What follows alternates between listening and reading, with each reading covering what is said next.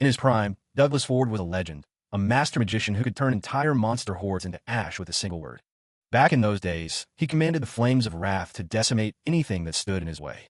His signature move, Salamander, was a massive wall of fire that left nothing but scorched earth behind. People called him the strongest, a man whose power was as terrifying as it was awe-inspiring. Most of his glory days were spent in Balzac, the bustling capital where every adventurer dreamed of making it big. He clawed his way to the top of the ranks, earning a title that everyone in the city recognized. He spent his youth taking down massive dragons, fully expecting to spend the rest of his life as a hero. But things change. 10 years later, that legendary strength is nothing but a distant memory. Now, a cat working the guild counter casually tells him that his license is being revoked. Douglas can only stare in shock as the car that defined his entire life is declared invalid. At 37, the once great magician is officially unemployed and stripped of his identity. He stands outside the guild in Balzac, realizing just how much he's lost over the last decade. He tries to plead his case with Dean, the guild clerk, begging for the revocation to be canceled. Dean just looks at him like he's lost his mind, unable to believe he's actually trying to argue. The guild's stance is firm. The former hero has failed too many quests recently, and they can't afford to back him anymore. It all comes down to a point system where every failure drags down the reputation of the entire organization. While success brings benefits, failing a mission puts the guild master's own position at risk. Douglas bows his head, forced to accept that his presence has become a liability to his peers. On top of that, his body is failing him, plagued by constant aches and chronic pain from decades of fighting.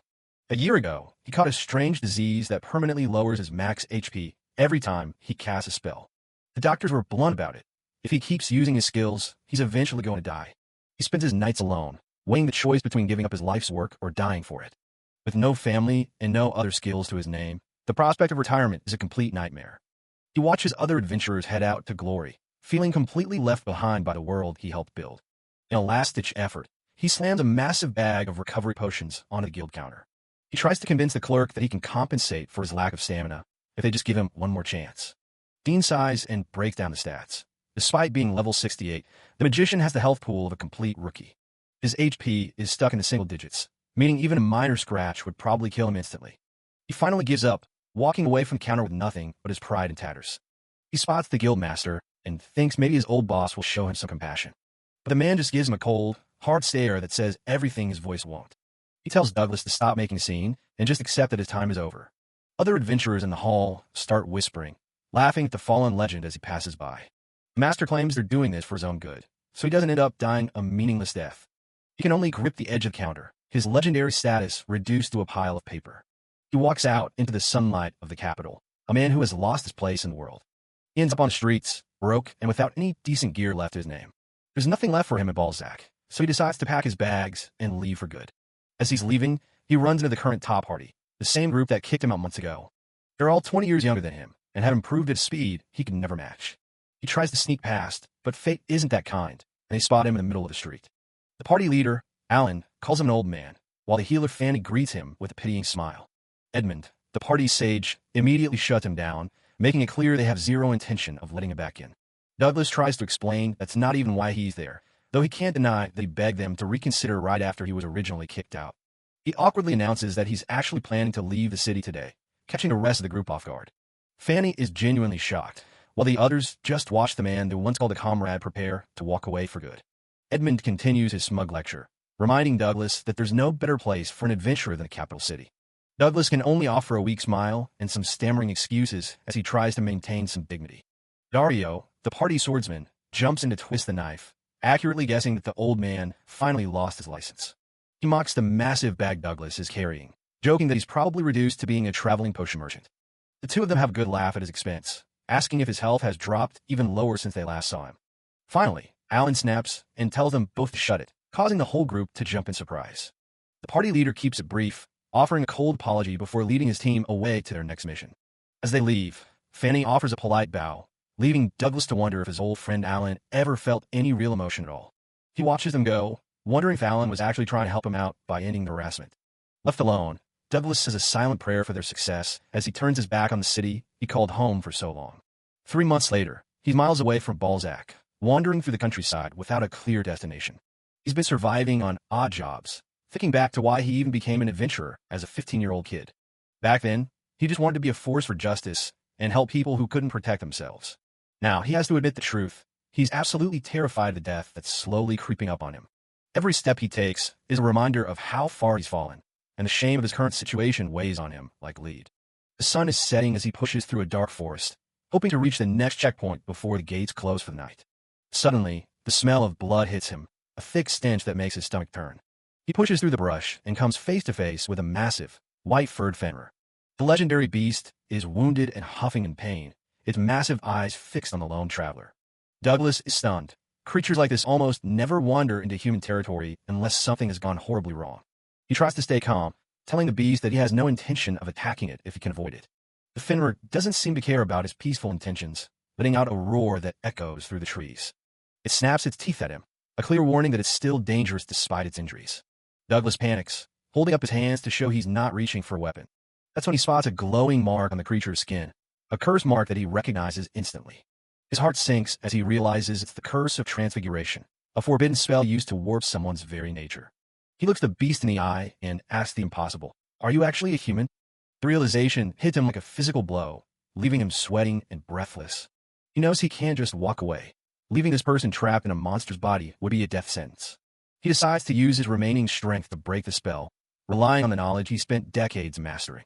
The doctor's voice rings in his head, reminding him that using any more magic will likely cost him his life. But as he looks at the suffering creature, he decides that dying for a just cause wouldn't be such a bad way to go. He tells the beast to stay still, promising to undo the curse right here and now. Standing before the giant wolf, the middle-aged adventurer prepares to cast one final, life-threatening spell. He begins the incantation, calling upon the spirits to help him save this person's life. He'd much rather burn out his last spark of life, doing something that actually matters than waste away in some backwater village. With everything he's left, he unleashes the Dispel curse. A blinding light fills the forest, and he can feel his life force draining away as his health bar begins to drop toward zero. After the massive explosion of light, Douglas Ford finds himself slumped against a massive tree in the middle of the dark forest. He gasps for air, his eyes wide with disbelief as he realizes the impossible. He's still breathing and very much alive. Looking over at the wounded Fenrir, he noticed that the glowing curse mark on its head hasn't faded one bit.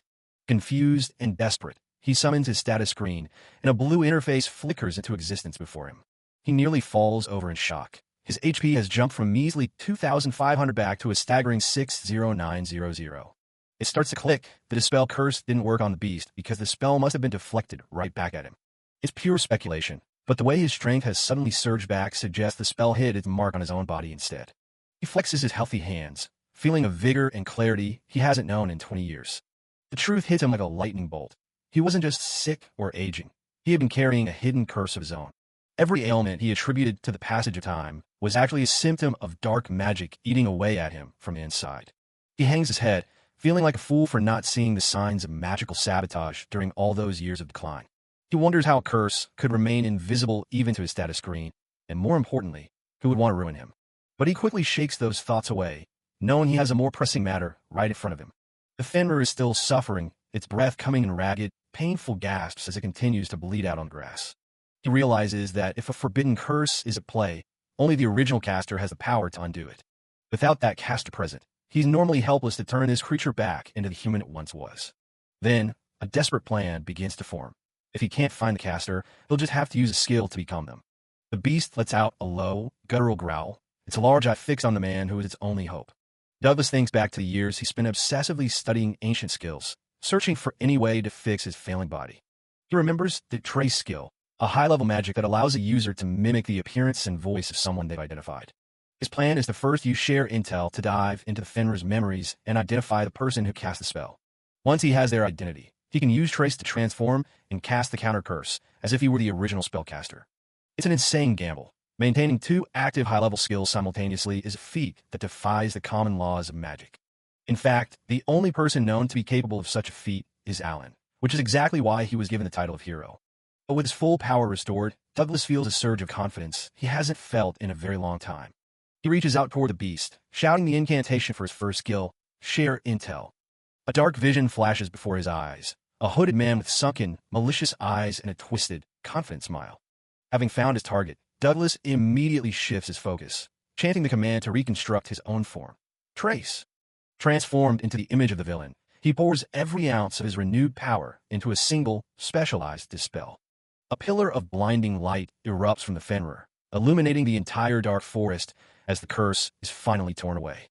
The ground trembles under the weight of the released energy as the beast's massive form begins to collapse and change. As the smoke and light fade, Douglas struggles to stay on his feet, his gaze fixed on the small, silver-haired figure of Robbie left behind in the clearing. The smoke clears, and in place of a massive beast sits a small girl with long, silver hair. Douglas Ford is just as stunned as she is, but he's relieved she's all right and asks if she can speak. She gives a tiny nod. They sit there in the silence of the clearing for a moment, both trying to process what just happened. Douglas realizes he's way out of his league here. He has no idea how to talk to kids, so he decides to start with some basic healing magic to be safe. A soft glow surrounds her as the spell takes hold, mending whatever injuries she had left. He asks if she's still in any pain, and she quietly shakes her head. She looks at him with wide, curious eyes, wondering if he's some kind of legendary mage for saving her like that. Douglas just brushes it off. He tells her he's just some random old guy. As night falls, they set up camp and build a fire. Douglas introduces himself properly, and the girl finally gives him a name, Robbie. He offers to take her back home once morning comes, but the mention of it makes her expression go dark. She tells him she has nothing to go back to. Douglas is floored. The realization that she's completely alone in the world hits him hard. He asks about where she was before the curse, but she just freezes up, her eyes wide with fear. Robbie starts trembling, begging him not to take her back. She's terrified of whatever happened there. Seeing her like this, Douglas immediately backs off. He promises he won't force her to go anywhere she doesn't want to. He gives her his word, even though he knows keeping her safe is going to be a lot of work. He can't just ditch her, but he doesn't know anyone who could take her in, either. The closest city is Balzac, and that's a long trek. He suggests they head to the city together to find someone to care for her. He warns her it's a long trip, and she tentatively asks if it's really okay for her to go with him. Douglas gives her a warm grin and tells her of course it is. With the travel plan set, Douglas moves on to the next priority, dinner. Robbie watches curiously as he starts prepping another dish. He starts chopping up some ingredients while Robbie waits by the fire. He slices some apples with expert precision, making quick work of it. He explains that he's going to grill them until they're soft, making sure not to overlap the pieces. A few minutes later, he hands her a steaming plate. It's a simple feast, apple on toast, and a warm bowl of roaring pig soup. Robbie takes a sniff, and her eyes light up. Douglas warns her it's still hot. She takes a big bite. Her face lights up immediately. It's clearly the best thing she's ever tasted. Douglas can't help but laugh, happy to see her enjoying herself. He takes a bite of his own, the crunch satisfying after a long day. The sweet and sour of the grilled apple is a perfect match for the dry bread. The soup is just as good, rich with flavor from the jerky fat. Suddenly, Robbie lets out a little cry, catching Douglas completely off guard. He panics, thinking she's hurt or that something's wrong with the food. He starts rambling, asking if she's in pain or if she didn't like the meal. Robbie shakes her head, tears welling up in her eyes. It's not that she hates it. It's just so delicious that she can't help it. She looks him in the eye and thanks him for saving her life. Douglas is quiet for a moment. He always wanted to live for others and do the right thing, but seeing how much this meant to her hits him differently. Under a vast, starry sky, their journey together officially begins. The next morning, Robbie wakes up feeling guilty for sleeping so long while he stood watch. Douglas just tells her not to worry about it. Growing kids need their rest. Before they set off, Douglas pulls out a large leather bag. Robbie watches, confused, as he starts working on the material. He uses some rope to fashion the bags into makeshift shoes for her. It's not much, but it'll protect her feet. Robbie is clearly touched by how much he cares. As they finish packing up, Robbie notices something shining in grass and holds it up. Douglas's eyes go wide. He recognizes that dragon's ruby necklace anywhere. Douglas holds up the necklace Robbie found, asking if it looks familiar to her. He examines it closely. It's clearly a high-end magic accessory, and finding it this deep in the mountains is definitely suspicious. Robbie just shakes her head. She doesn't remember a thing about it. He asks if she wants to wear it, but she quickly declines. They decide to just sell it for some quick cash when they reach town. Checking a map, they're way up in the northern region of the Reef Kingdom. To reach the capital, Balzac, they'll have to trek all the way south. The north is basically just endless forest and wilderness with zero roads, so it's going to be a rough walk.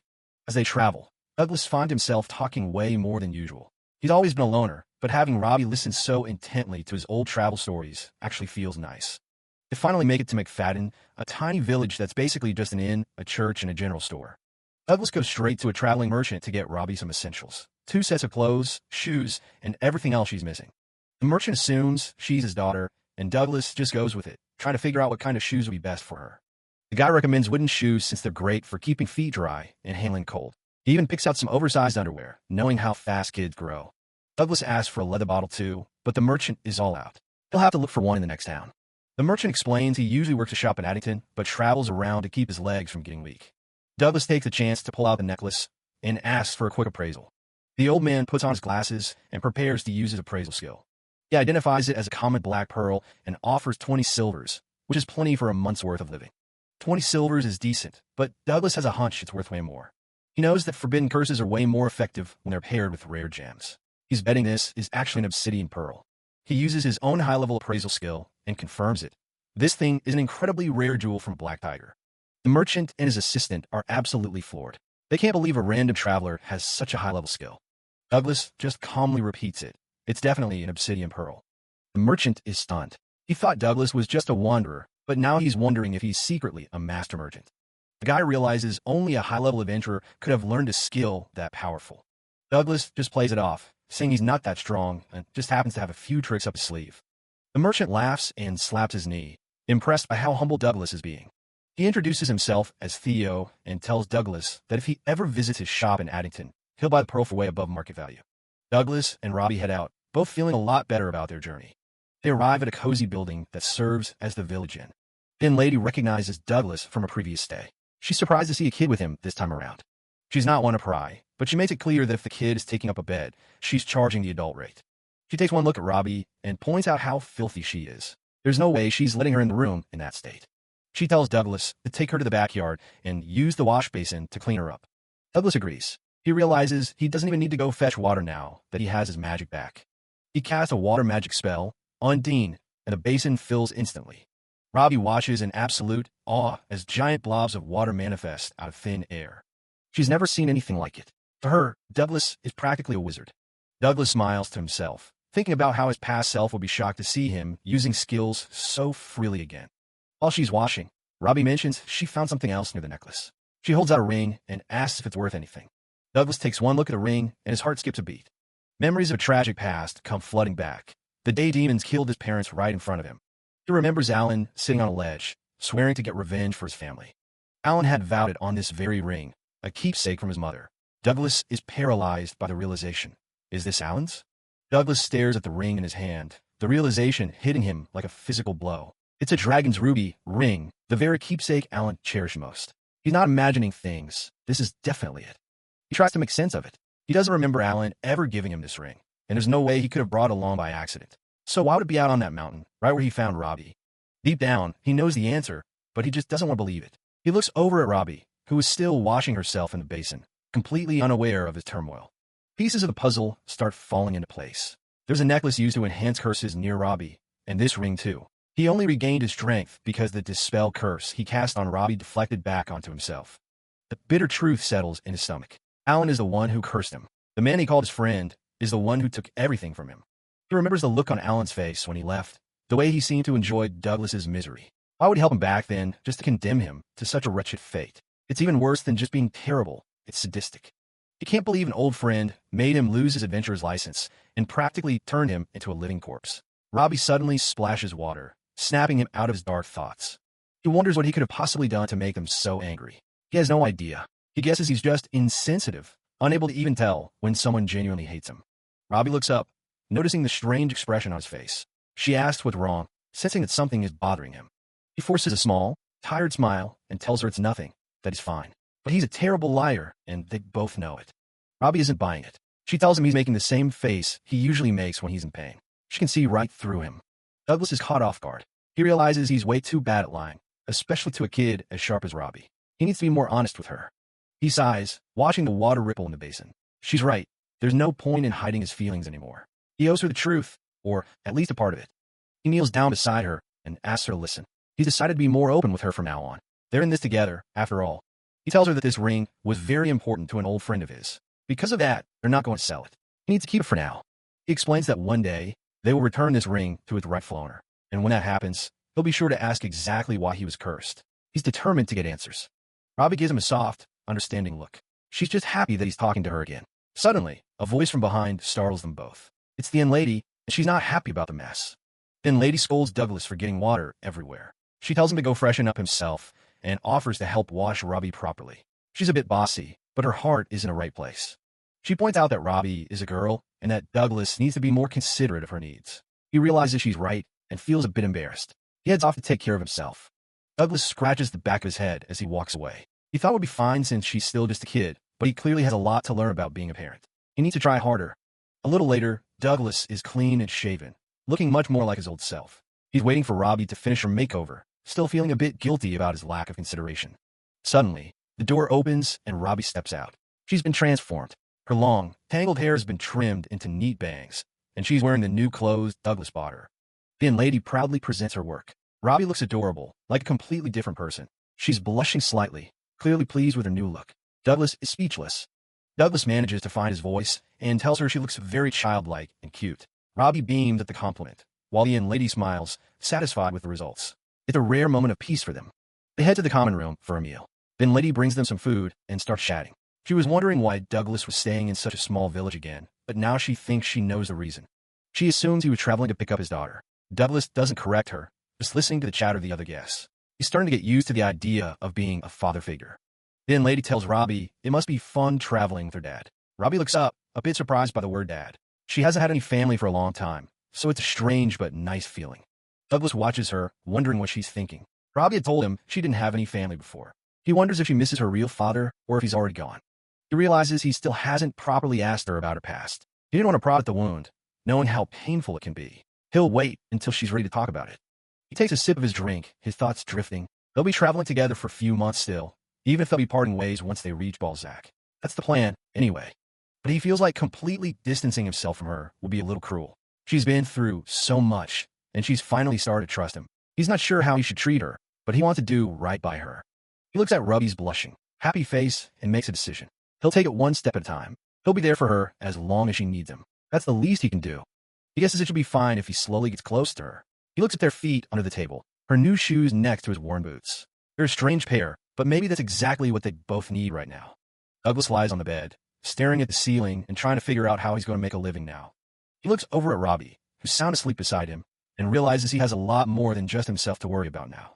Later, down in the common area, he pulls out a few coins, the very last of his savings. He tells Robbie they can head back to the room once she's done eating, and she thanks him for the meal. They spend the next few days traveling south until a massive estate comes into view. They finally arrived in Addington, the famous town of benevolence, where he's hoping to find some steady work. Most well-sized cities have orphanages, but the one here, run by a man named Matlock, is unusually fancy. As they walk through town, the locals can't stop raving about the director using his own wealth to fund the place. Douglas thinks it's great there are such good people left in the world, while Robbie just stays quiet. A fancy carriage rattles past them, catching the little girl's eye as they navigate the busy streets. Douglas notices her staring and promises she'll get to ride in one eventually.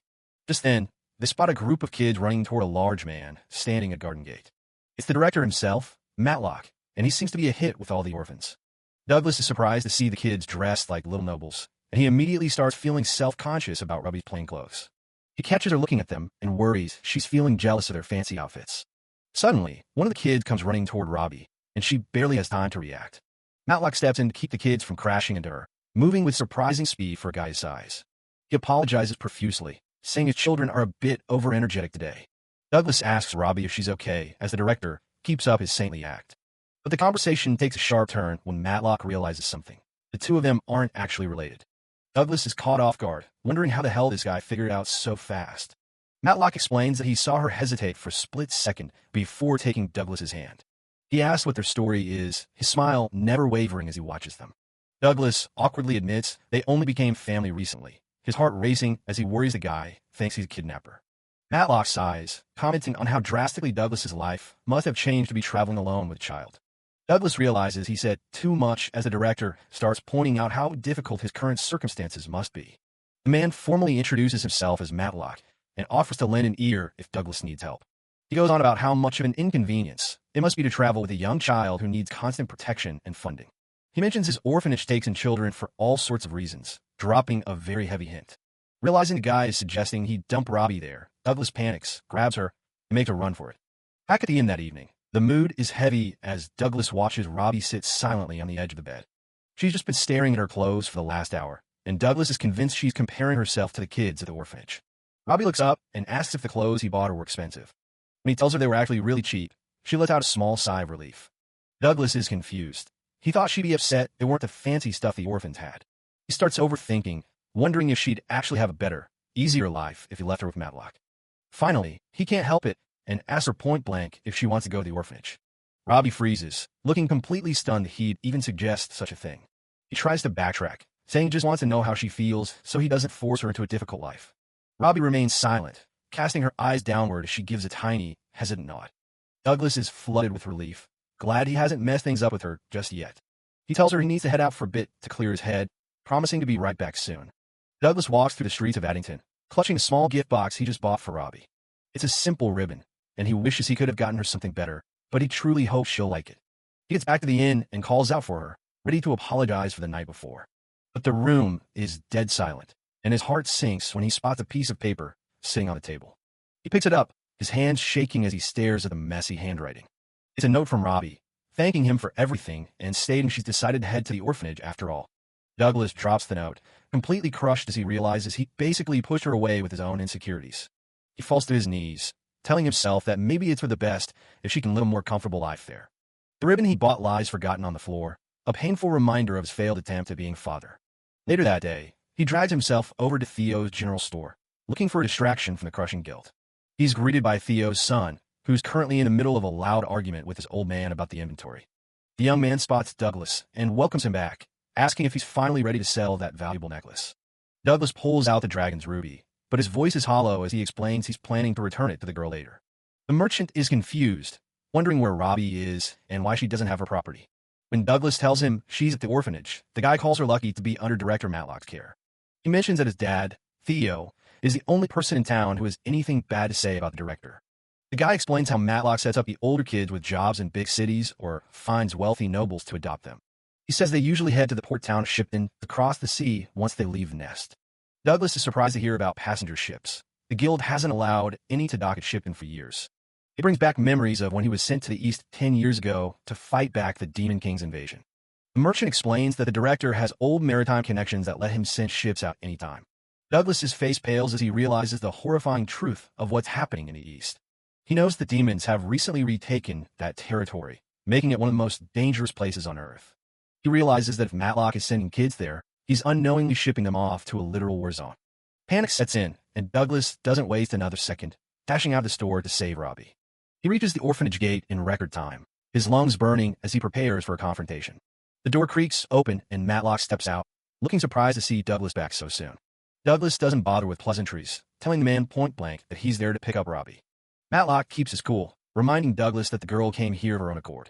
He leads Douglas toward the back garden, claiming Robbie should be out playing with the other children. Douglas scans the yard, his eyes finally landing on a familiar small figure sitting by the flower beds. He calls out her name and dashes toward her, ignoring the confused looks from everyone around. Robbie looks up, her eyes widening in shock as she asks why he's even here. Douglas kneels in front of her and reaches out his hand, telling her he's come to take her home. Robbie hesitates, her gaze dropping as she tries to hide her trembling hands. She tells him that if she stays with him, she'll just be a burden, and those words cut Douglas deeper than any blade. He realizes that Matlock's twisted words about parenting had sunk deep into her heart. He feels sick knowing that his own hesitation made her believe she was nothing but a problem to him. He remembers all the time she looked at him with that same worried expression, thinking her very existence was an inconvenience. Douglas bows his head, his voice cracking as he tells her just how sorry he is for making her feel that way. He admits he was only thinking about his own insecurities and completely failed to see how she was suffering. Looking her in the eyes, he tells her he's never once thought of her as a burden and asks if she'll come back to him. Robbie looks up at Douglas with tear-filled eyes, asking in a small voice if she really isn't a burden to him. Of course not, Douglas replies instantly, pulling her into a tight, protective embrace as she finally lets go of her fears. Robbie buries her face in his shoulder, sobbing as she admits that she never actually wanted to leave him. The touching moment is interrupted by a slow clap from Matlock, who mocks them with a fake display of being moved to tears. Matlock suggests they've had enough of spectacle and offers to guide them to the exit of the orphanage. But Douglas doesn't move, his expression hardening as he asks the director why he's really sending children to the eastern continent. Matlock smiles, claiming it's a wonderful place and that the children he's sent there are living happily in a festive atmosphere. He paints a picture of a vibrant city where every day is a celebration, but Douglas knows better than to believe a single word of it. Douglas's jaw tightens. He's seen the reality of the East with his own eyes, and it's nothing like the director's lies. He reveals that the eastern continent fell to the Demon King's elite 3 years ago, with the city of Bourbon now firmly under their control. Matlock laughs off the accusation, insisting that he's visited the city himself and that visitors are never allowed to leave anyway. Douglas stares him down with a cold, unwavering gaze, repeating that he has seen the truth of that city for himself. Sensing the shift in tone, Matlock suddenly turns to the other children in the yard and tells them to return to the mansion immediately. Douglas notes the sudden evacuation, realizing the director is clearing the area so he can deal with him without witnesses. Matlock's facade finally cracks, his face twisting into a sneer as he declares he won't let Douglas soil his precious merchandise. A group of armed thugs emerges from the shadows, surrounding Douglas and Robbie with weapons drawn. Douglas pulls Robbie behind him, warning her to stay close and remember what's about to happen. His eyes blaze with a terrifying intensity as he prepares to show these people why he was once a top-tier adventurer. Robbie watches him with wide, fearful eyes, clutching her cloak as the tension in the air reaches a breaking point. Matlock screams for his men to kill Douglas, but Douglas is already chanting a powerful spell, calling upon the frost of the goddess. Matlock stumbles back in terror, unable to believe that a man who looked like a simple commoner can wield such high-level attack magic. Douglas steps forward through the mist, coldly telling Matlock that he could just leave him here to freeze to death with the rest of them. Matlock tries to call his bluff, stammering that Douglas doesn't have the face of a killer, but he's met with a bone-chilling grin. Douglas's expression is so predatory that even he realizes he might have overdone it with the creepy look. He tells Matlock that a confession isn't even necessary, as there are clearly others here who know exactly what he's been up to. Under the pressure of Douglas's gaze, Matlock snaps, blabbing about how he sold the children to brothels and perverted nobles. He then starts screaming for the police to help him, acting like he's the victim as several town guards rush onto the scene. Thinking the guards are his salvation, Matlock's confidence returns as he prepares to launch a fire spell of his own. He calls upon holy fire spirits to lend him their wrath, unleashing a salamander blast directly at Douglas. He gloats that as long as Douglas is dead, everything can be swept under the rug and life will go back to normal. But Douglas doesn't even flinch, his hand already glowing as he prepares to counter the director's mediocre magic. A massive explosion of light and sound fills the yard as the two spells collide, or rather, as Douglas effortlessly bypasses the flames. Matlock stares in disbelief as Douglas emerges from the smoke completely unscathed, the salamander spell having done nothing. Desperate and cornered, Matlock begins to babble an apology, begging for mercy as Douglas closes the distance in a blur of motion. Douglas isn't interested in apologies. He delivers a devastating punch that sends the corrupt director flying backward with a sickening boom. Matlock hits the ground and slumps against the wall, completely unconscious and thoroughly defeated. Robbie runs to Douglas's side, calling him dad for the first time as she asks if he's okay. He gives her a soft, reassuring smile in return. They look over at the frozen thugs and the unconscious director, the threat finally neutralized for good. The town guards approach the pair cautiously, their eyes darting between the adventurer and the carnage he left behind. Robbie grips the edge of Douglas's shirt, still wary of the armored men as they look around the yard in total confusion. One of the guards asks what on earth happened here, signaling the end of Matlock's reign of terror over the orphanage. The military police manage to find Matlock's secret ledger, which includes a full list of his clients. Thanks to that, they finally decide to take Douglas's word for what happened. Volunteers are stepping up to care for the orphans for now. Douglas is just glad the kids ended up in a town that actually cares enough to look out for them. Back at the inn, Robbie is acting a bit hesitant as they settle into their room for the night. Douglas hands her a squished-looking box, telling her it's a present he picked out just for her. She opens it to find a brand-new ribbon. Douglas explains he felt bad for her having to wear such plain clothes, so he went out and bought it after he left her earlier. They both start apologizing at the same time, Douglas for strange behavior, and Robbie for leaving without saying a word. Robbie shyly asks if she can put it on right now, and Douglas agrees to help her. He carefully ties the ribbon into her hair while she sits at the desk. It suits her perfectly, and Robbie can't stop smiling as she thanks him. Douglas asks if she was feeling a bit jealous when she saw those other kids at the orphanage in their fancy dresses. Robbie's face goes completely red as she stammers out denial. Douglas is a bit confused by the intense reaction, not sure why she's so flustered. Turns out, she wasn't looking at the dresses, she was just really curious about all the snacks the other kids were eating. Douglas can't help but laugh. He's just relieved she's happy. He realizes he still has a lot to learn, both as a person and as a father figure. The night is still young, so they decide to just sit by the window and enjoy the moonlight together for a while. The next morning, Douglas explains that the military police want them to stay in town for a few more days while they wrap up the incident. While they eat breakfast, he mentions he'll be doing some odd jobs for travel money and asks if Robbie wants to wait at the hostel. Robbie immediately says she wants to stay with him, though she's worried she'll just be bother.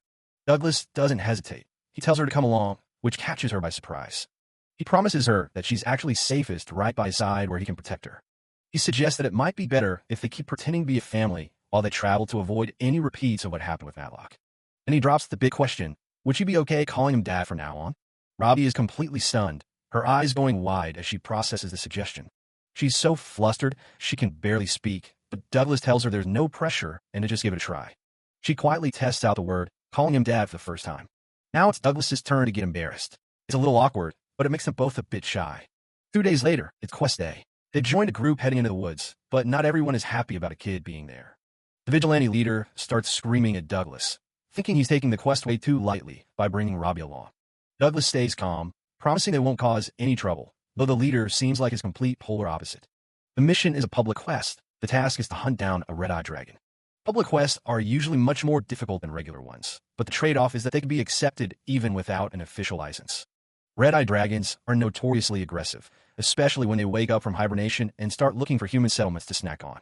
Around midday, the group finds a good clearing to stop for lunch. Robbie happily digs into a sandwich that Douglas prepared for her. Douglas mentions he borrowed the hostel's kitchen that morning to make the egg sandwiches and meatball soup. Noish, a young vigilante, smells the food and comes over, asking what they're eating. Even though the vigilantes were pretty rude earlier, Douglas offers to share the soup to help everyone warm up. Douglas tells them not to worry about their earlier behavior, saying it's normal to be cautious of strangers on job. The vigilantes are blown away by how good the food is, realizing they might have judged Douglas too quickly. Meanwhile, the vigilante leader sits off to the side by himself, looking as grumpy as ever while he sharpens his blade. Noish tells Douglas to just ignore the beard guy and focus on talking to the rest of them instead. Douglas feels a bit awkward after the suggestion, admitting that singling the leader out might not have been the best move. He's curious about the group's dynamic. He wonders why Noish seems so hesitant about his own leader. Suddenly, Douglas gets a sharp glare from the man in question, and he immediately feels a jolt of tension.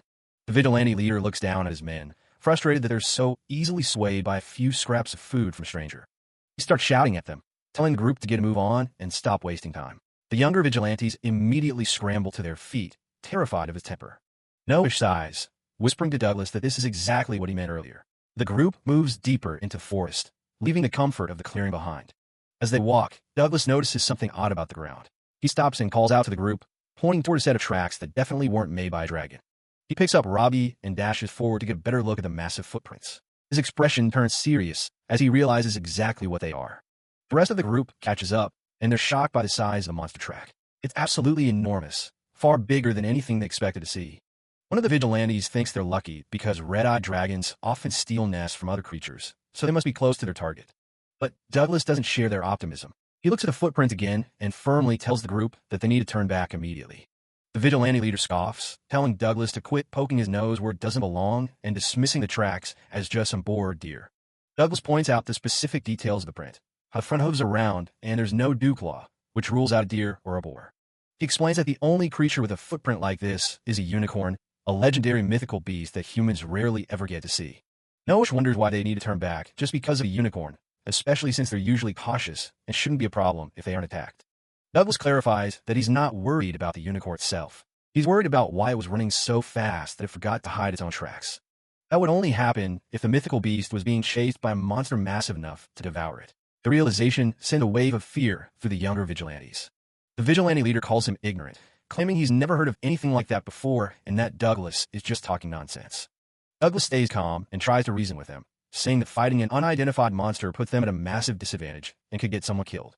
The leader loses his temper completely and tells Douglas to shut the hell up. He's done listening to what he thinks are just cowardly excuses. He accuses Douglas of chickening out and just wanted to save face before he runs away alone. The younger guys are stuck in the middle, looking terrified. The leader tells him to just run home if he wants, stomping away deeper into the woods without a second look. Douglas can only watch and go.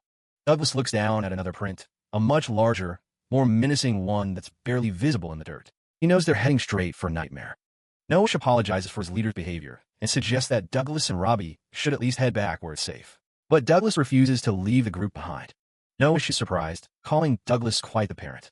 He notices how different he is compared to their grumpy leader, who usually just barks orders. He explains that even though they aren't blood-related, everyone in the group looks up to the leader because he saved their lives countless times. To them, he's like a father. But after years in the Corps, Noish feels like he'll never get along with the guy and is even considering quitting. Douglas listens quietly to his story. He realizes that even if the leader is gruff, he's acting that way because he feels a deep responsibility to protect the younger members. It's a dynamic Douglas now understands. Douglas calls out to Noish, wanting to share what he's realized. He's starting to see the leader in a different light, despite his hostility. He tells Noah that the leader probably seems so awkward because he's constantly focused on everyone's safety above all else. Douglas points out that the man was keeping watch while they ate and immediately led from the front once they hit the mountain path. He's not a hater, he's just protective. Noah is a bit stunned by the explanation, looking away and reflecting on his own role in the group. He feels like he's just a burden who can't even do his part. He looks at Robbie and wonders if there's really any difference between them. He's searching for his own sense of purpose within the vigilante corps. Robbie looks back at him, her expression soft, as if she understands exactly what he's feeling. But before anything else can be said, a scream pierces the air. The group jolts at the sound of the shout coming from the path ahead. There's a sudden rustling in the tall grass as something moves nearby.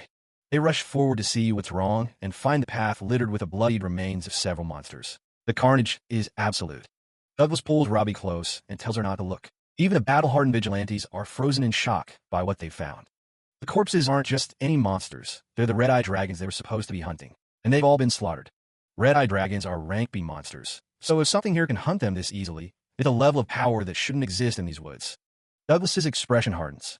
He knows exactly what this means. A monster this strong with no dungeon nearby is almost unheard of. The group looks toward a nearby grove of trees, the blood splattered high up on the trunks. The situation just went from a standard hunt to a desperate fight for survival. Douglas notices the blood was smeared by something long and heavy, like a tail. He realizes the predator used the red charcoal trees to mask its scent from them. He gasps as the terrifying truth hits him. It's not a rank B threat. They're dealing with something far, far worse. A sudden silence falls over the mountain, broken only by the frantic flapping of birds fleeing the area.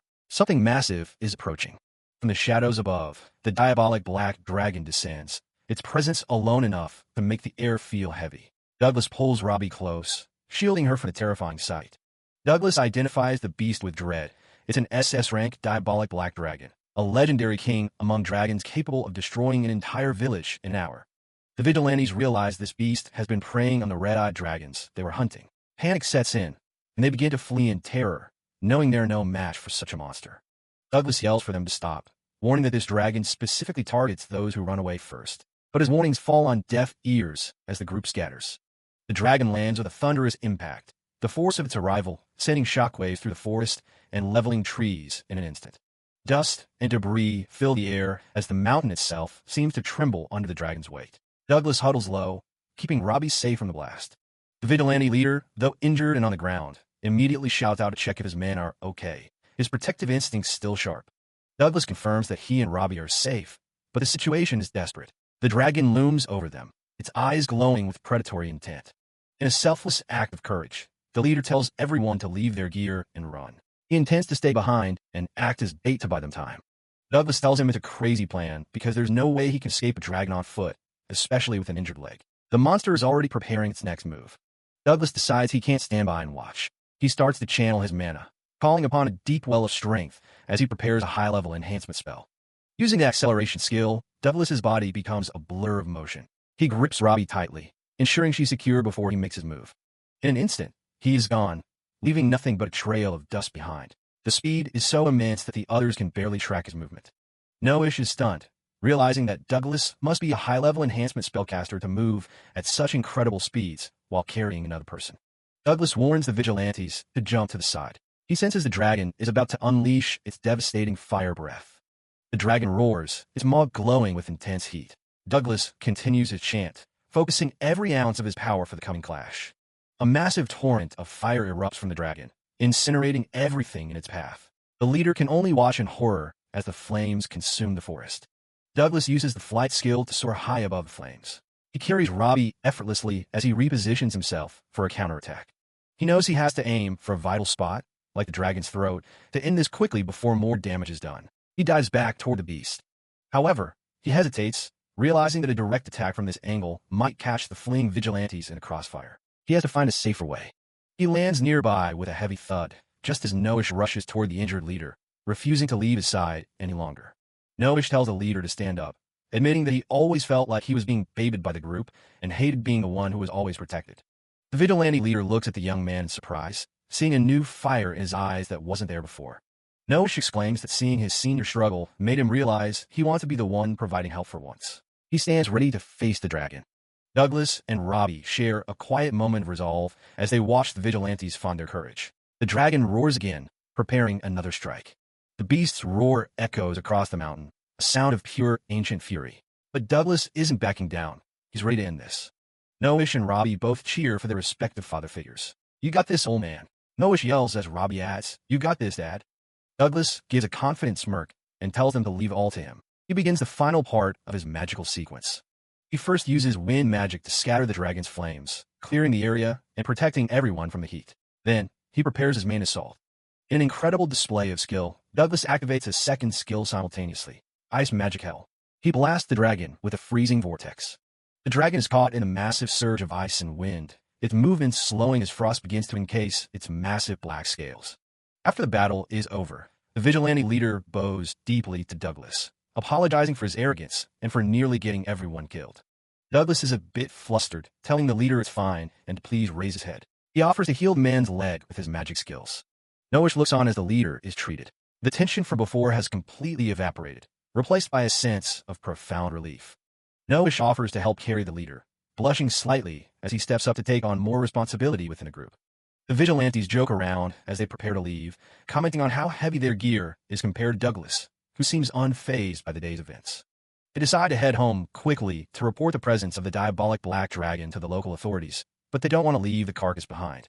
The leader worries they don't have the equipment to move such a massive beast. Douglas just smiles, knowing he has a solution for that too. Douglas creates a massive wind vortex that lifts the entire dragon carcass off the ground. The vigilantes can only stare in open-mouthed wonder. He explains that by focusing wind magic on the dragon's center of gravity, you can lift it easily. Noish and the others are convinced that Douglas is some kind of legend. As they walk back toward the village, Robbie smiles brightly, proud of her dad adventurer for being the strongest and kindest person she knows. Back at the town hall, the massive dragon carcass sits as a reminder of the absolute unit of a beast they just took down. Douglas Ford stands before the local vigilantes, thanking them for their hard work on the front lines. The Addington Guildmaster steps up with the loot bags, ready to hand over the reward for saving the town from certain doom. He explains it's for hunting the red-eyed dragons and the surprise black dragon, though they wish they could give even more. Instead of taking the gold, Douglas Ford pats the vigilante leader on the shoulder and tells him the money is all theirs. The crew looks stunned, wondering if they really just decided to give up that much coin without even asking him first. Douglas Ford keeps it humble, claiming he was just the guy doing damage while they were the ones actually tanking the hits. The vigilantes just laughed off, saying they were basically just human punching bags while he did all the work. But Douglas Ford is firm on it. They won as a team, so they're splitting the loot right down the middle. The leader can't help but smile, clearly impressed by this guy's character. Suddenly, the Addington Guild Master strikes a pose, dramatically calling Douglas Ford kind to a fault just like the rumors said. He admits he got curious and did a little digging after the whole mess at the orphanage. Then he drops the bombshell. He found out Douglas Ford actually had his adventurer's license revoked. The man breaks a sweat. It wasn't exactly a secret, but having a guild master spell it out is pretty awkward. The Addington Guild Master quickly waves it off, saying he's not trying to be a jerk or anything. He actually checked with a Balzac guild, and they told him Douglas Ford was too weak, which he knows is total BS after seeing him fight. He gets serious for a second, getting ready to make a pitch that could change everything. Since Douglas Ford is clearly an S-tier fighter, he offers to have his guild reissue the license right now. Douglas Ford is floored. The idea of actually being an official adventurer again is something he never thought would happen. The Addington Guild Master leans in, asking if he's willing to take the deal. The vigilantes go wild, cheering at the thought of their hero officially joining the ranks. They ask if he gets to skip the registration test, but the Addington Guild Master isn't that soft. He still has to take it. The blonde Guild Master notices how much the locals already love Douglas Ford and says he's clearly got some natural leadership skills.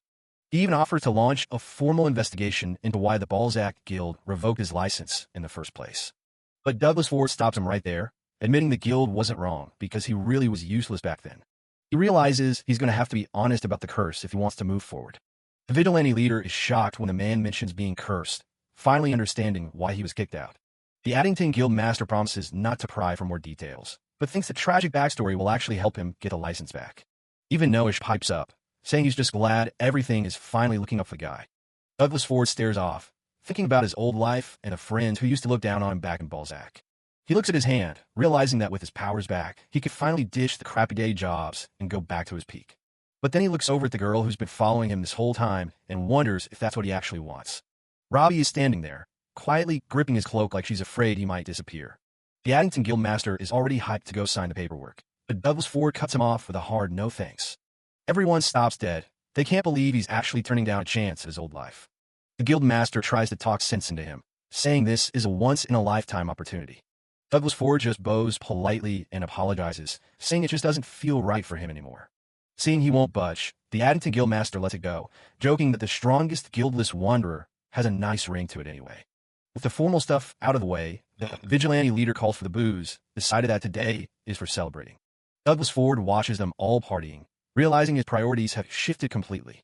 He puts a hand on Robbie's head, thinking about how he never could have imagined just sharing a laugh like this in his old life. He's finally having fun, and for now, that's more than enough. For days after the dust settled, the military police finally gave the green light for the group to head out, while Matlock and his goons were prepped for a trip to the Royal Capital Jail.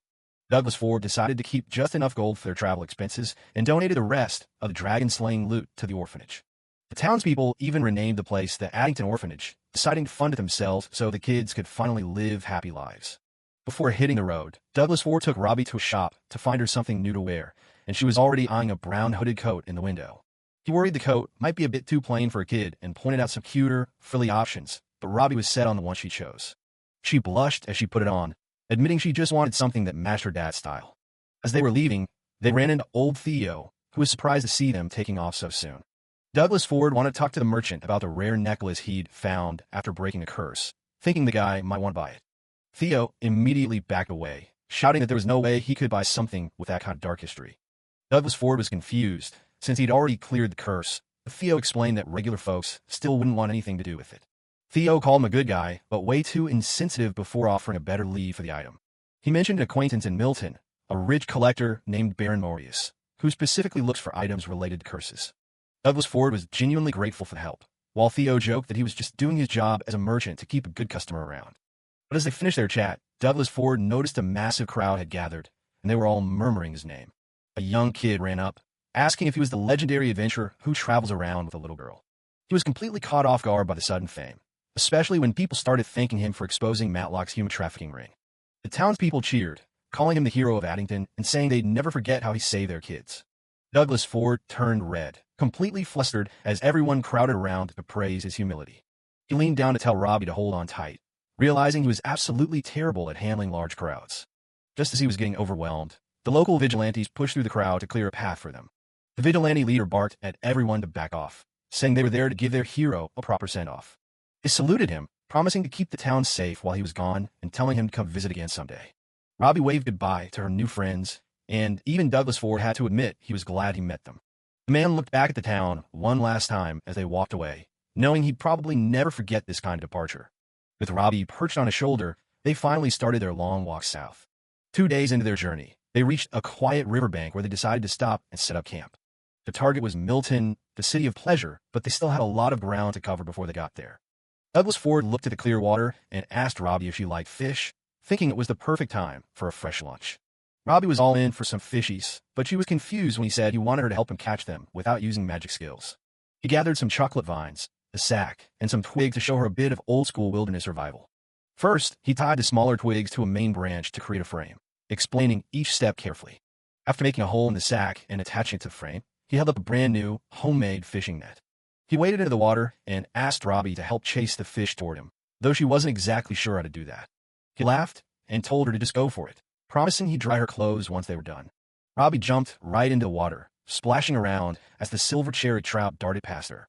Douglas Ford tried to guide her, but they both just ended up making a huge mess in the river.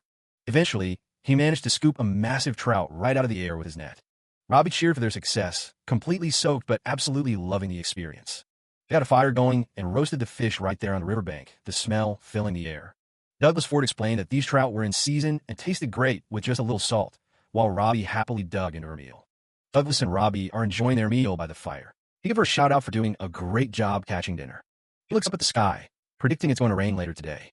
Robbie wonders if it's a magic skill, but Douglas says he's just reading the signs in the sky. He points out a thick thunderhead cloud and explains they usually bring sudden, heavy showers. The prediction comes true fast, and it's absolutely pouring on them in no time. They huddle together under their coats, but Douglas realizes this rain isn't letting up. They need to find real shelter soon.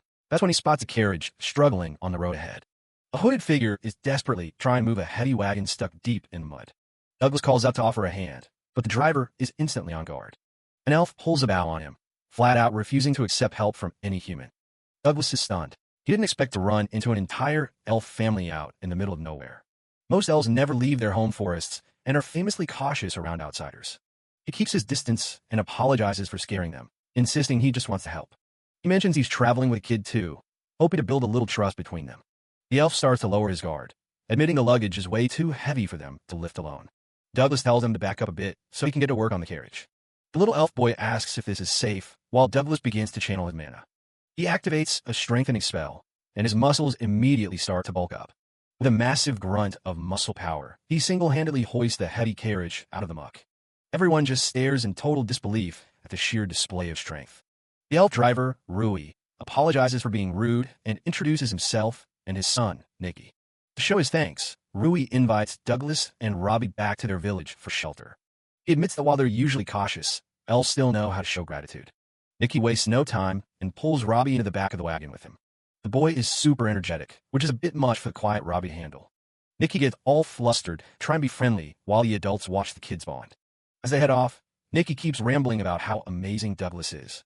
Douglas watches them with a smile, happy to see Robbie finally interacting with another child. He remembers how she was always alone at the orphanage and knows how hard it is for her to be social. The horses pull them through the rain as they approach the hidden settlement. They've arrived at Floria, a breathtaking village built directly into the massive forest trees.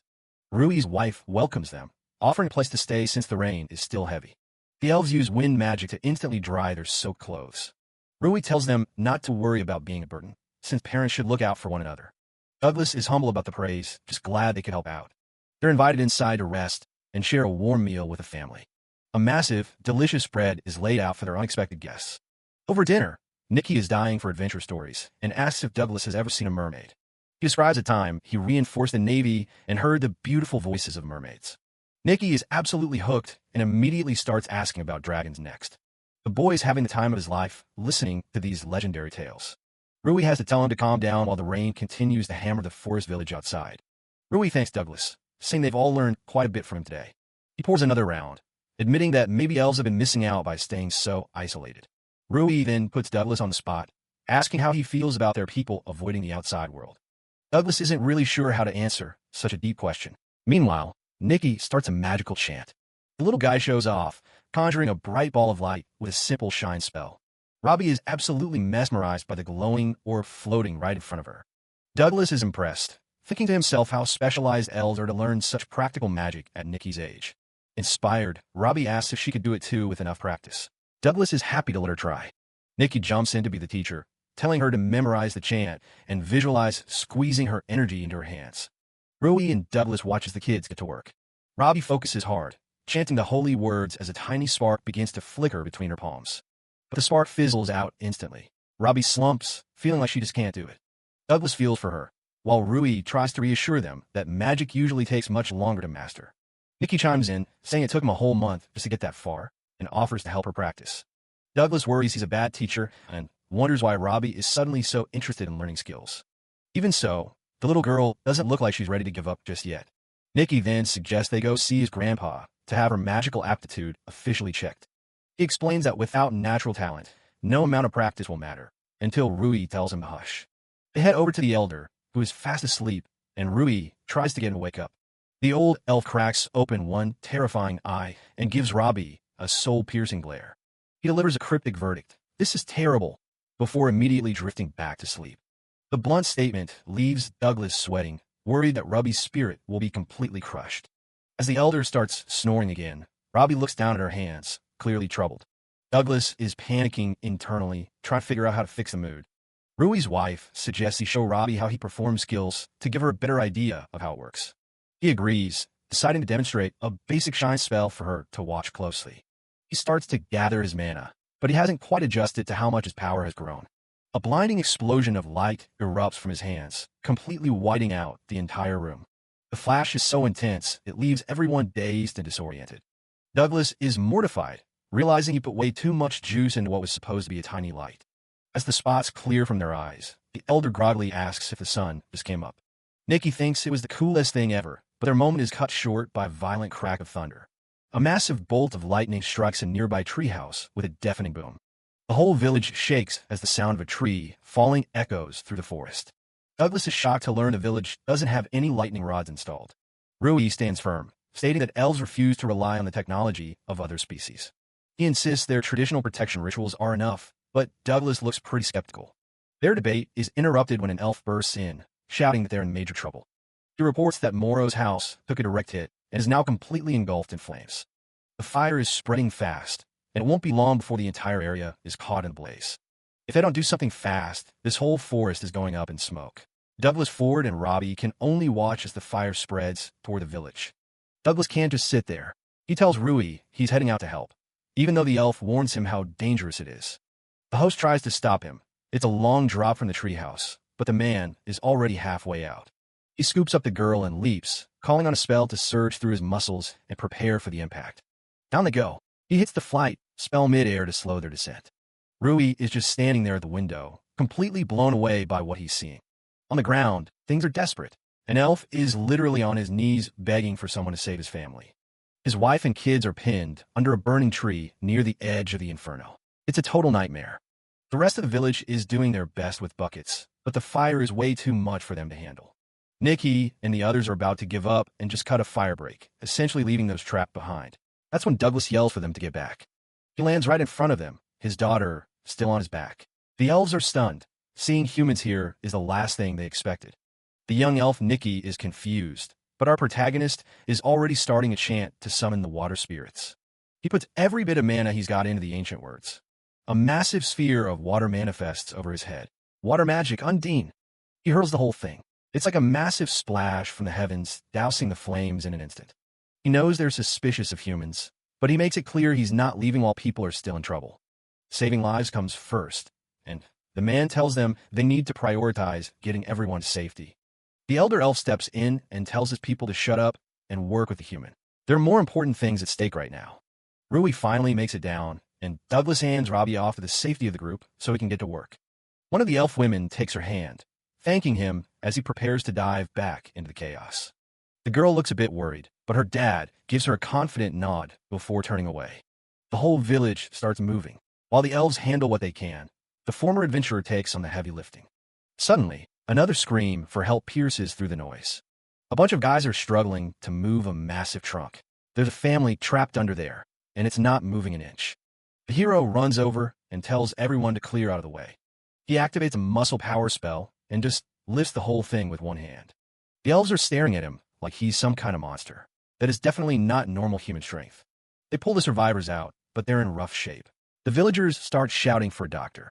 Douglas says there's no need and casts a full recovery spell on them instead. The elf woman on the ground blinks, her wounds completely vanishing in an instant. He tells them they're all healed up. It's a miracle to everyone watching. The family finally reunites, sobbing and holding each other tight. They're just glad to be alive. The man wipes his forehead. That's enough heroics for one day. With the fire finally out, he starts feeling a bit self-conscious about how much a scene he just caused. He wasn't even supposed to be here. He figures it's time to head out to the next town, but Rui asks him to hang on for a second.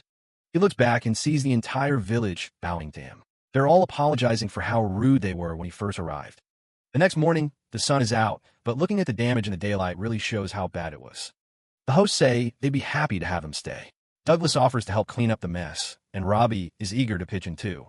Nikki wants to help too, but the man tells him to stay back. It's no place for a kid. Robbie is not having it. She hates being babied and wants to prove she can be useful. Our protagonist thinks it'll be better if she stays with someone her own age while he handles the heavy work.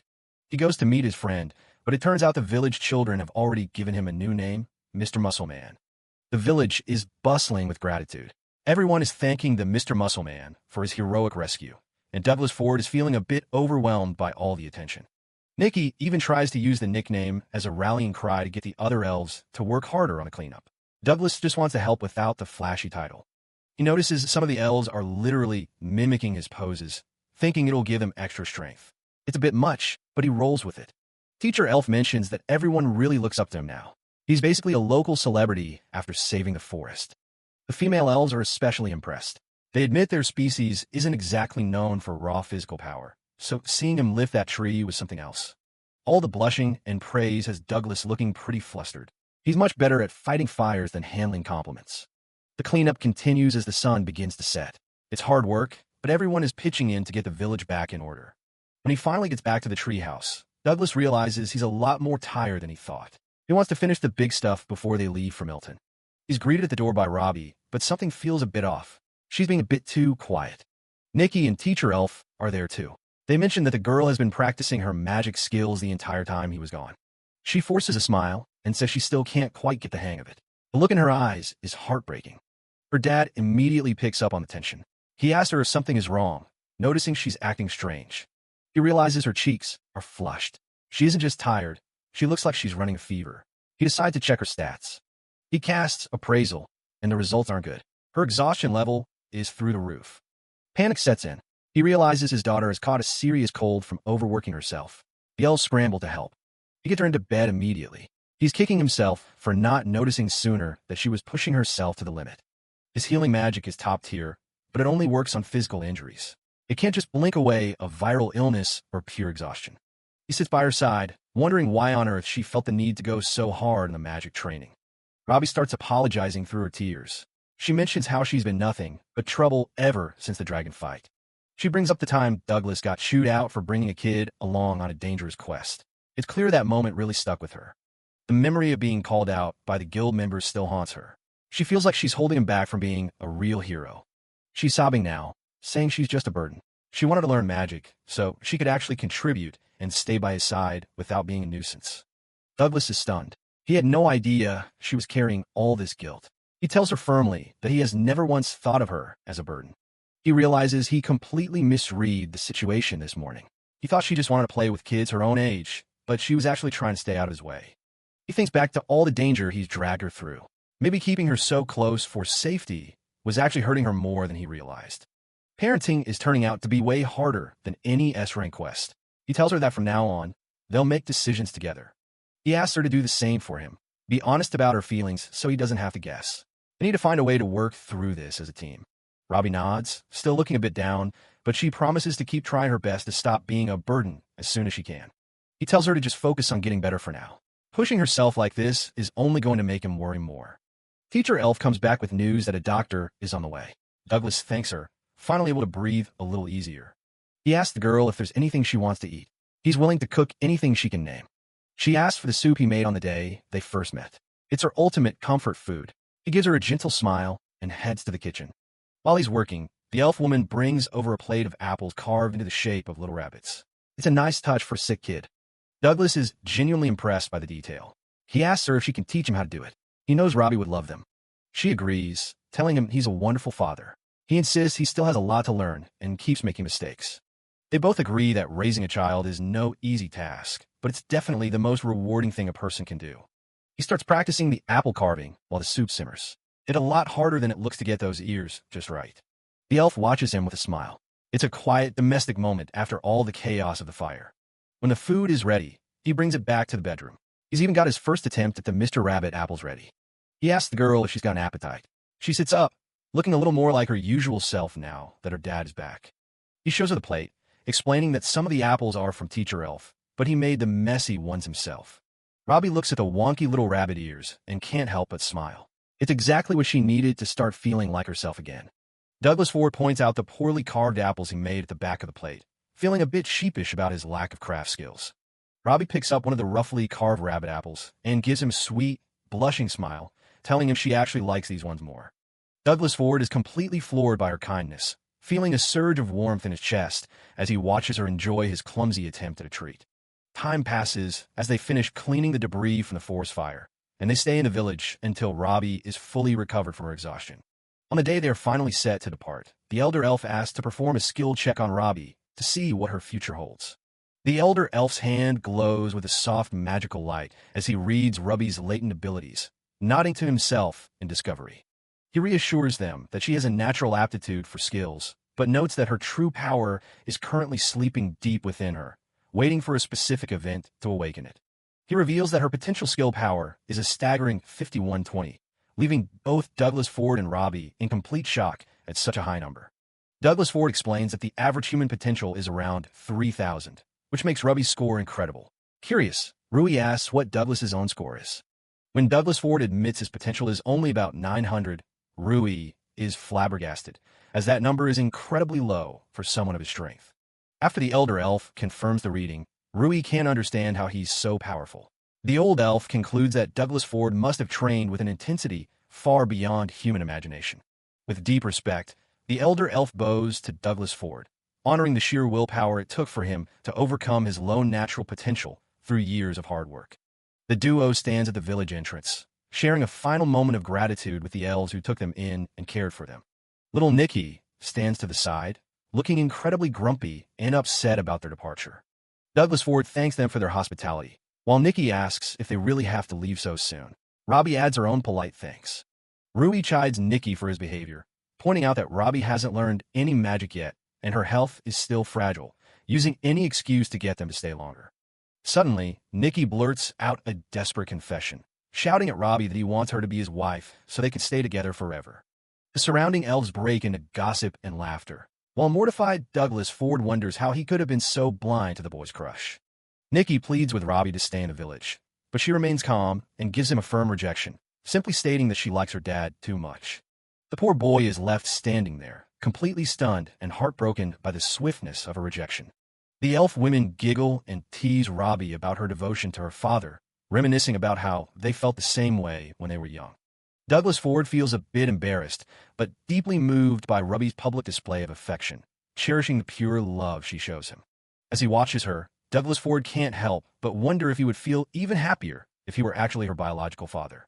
Nicky collapses into a heap of tears, while Rui tries to comfort him with some tough love advice about heartbreak being a necessary part of growing up. Rui hands Douglas Ford a large net filled with village harvests, a parting gift to sustain them on their journey ahead. Douglas Ford waved a final goodbye, noting that even though their stay was short, it was a truly fun and memorable experience for both of them. The entire village gathers to wave them off as they head out into the forest path. Rui takes a deep breath and prepares to lead the village in one final, loud farewell, counting down for the crowd. On the count of 3, all the elves raise their fists and shout, "Muscle power," in a hilarious and heartfelt tribute to their human savior. Douglas Ford and Robbie set off across the open landscape, the echoes of the elves' cheers still ringing in the distance as they start their next chapter. Back at the village gate, Rui finds Nicky still moping on the ground and tells him it's time to head back inside, but the boy has a new fire in his eyes. Nicky declares that when he grows up, he's going to leave the village to learn skills and go on adventures just like Douglas Ford did. Fueled by the stories Douglas Ford shared, Nicky is determined to see the world for himself and eventually find Robbie again. Rui places a proud hand on his son's head, supporting his newfound ambition and telling Nicky that he's his pride and joy. The travelers walk through the vast, open country under a bright sky, their bond stronger than ever after their time in the elf village. Douglas Ford looks back on their time in Floria with a smile, grateful for the warm welcome and friends they made along the way. While checking the bag of gifts Rui gave him, Douglas Ford notices a small letter tucked away inside. He pulls out the neatly written note from Rui, which simply thanks him for everything he did for the village over the past few days. Douglas listens as the elves mention finally installing a lightning rod. They've decided to open up more to the outside world because of his kindness. An elf wishes them a wonderful journey as they prepare to head out. Robbie points up at the sky. Look, the clouds look exactly like a rabbit. They continue their walk under the bunny sky. They've even got a whole bag of apples for the long road ahead. Half a day later, they're riding in a proper passenger carriage for once. The plan is to head to Milton to sell that cursed necklace. It's a long trip, roughly 10 days if they were on foot. Robbie's glued to the window, taking in all the news sites. Some guys nearby are gossiping about Hero Allen's party. Apparently, the group is still in Balzac looking for new recruits. Douglas asks for more info, but the guys have run out of news. Suddenly, a woman sitting across from them butts in. She claims she's a seamstress from Balzac and knows plenty. The guy isn't buying it. She looks like she's just fishing for a scam. Another passenger calls her out for trying to sell tacky charms earlier. They threaten to report her to the military police if she doesn't stop. The lady huffs, calling it all stupid as Douglas ignores her. He thanks the guys for the heads up. He tells her that her backstory is a bit too fake to believe. She slams the table, refusing to say another word. The rest of the trip passes in total silence. 5 days later, they finally arrive at the city. Milton is massive, way bigger than any city they've seen yet. Their contact is away for a bit, so they decide to explore. Selling the necklace can wait a few days. Robbie tells him she's just happy to be traveling with him. Their peaceful stroll is cut short by someone shouting nearby. Douglas senses danger and tells Robbie to find a place to hide. A blonde guy named Carlos is leading a gang in an alleyway beatdown. The victim, Ted, is on the ground but refuses to give in. Carlos mocks him for not knowing when to quit. A hand reaches out and stops the next blow from landing. Douglas tells them to back off since the guy is already hurt. Carlos gets in his face and threatens to kill them both. He tries to get physical, but the former hero doesn't budge an inch. The thug realizes he's dealing with someone way out of his league. Douglas politely asks them to just leave. The gang takes the hint and scrambles out of the alley. Carlos leaves him with a watch your back gesture. The father calls Robbie out and checks on Ted's broken leg. Ted is blown away. The pain in his leg is completely gone. Douglas explains it's a weird side effect of magic. It takes the brain a minute to catch up with the body being healed. The guy is so grateful, he practically collapses in relief. Douglas offers to help him get home, which just makes the guy think he's even more of a saint. They start walking, and Douglas notices the change in atmosphere. They arrive at a massive gate leading into the red light district and a place called Maisie. Ted mentions he works there, but Douglas is starting to get a bad feeling about the neighborhood. When he hears it's a brothel, the former hero realizes this is no place for a little girl. The servant looks at him, wondering what's wrong. Douglas tries to tell himself it's fine since it's still daytime, and the shops should be closed. They head into the main building of the district. Inside, the hallways are eerily quiet.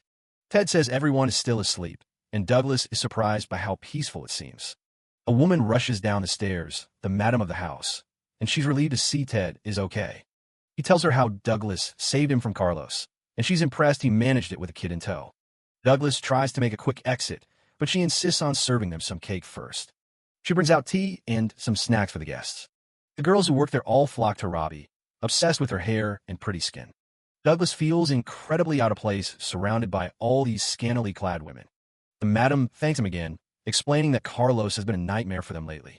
He listens while trying to finish his tea as fast as possible. She eventually drops the question. She wants him to work as their new bouncer. She says it would only be for 5 days, and he'd be paid well for his time.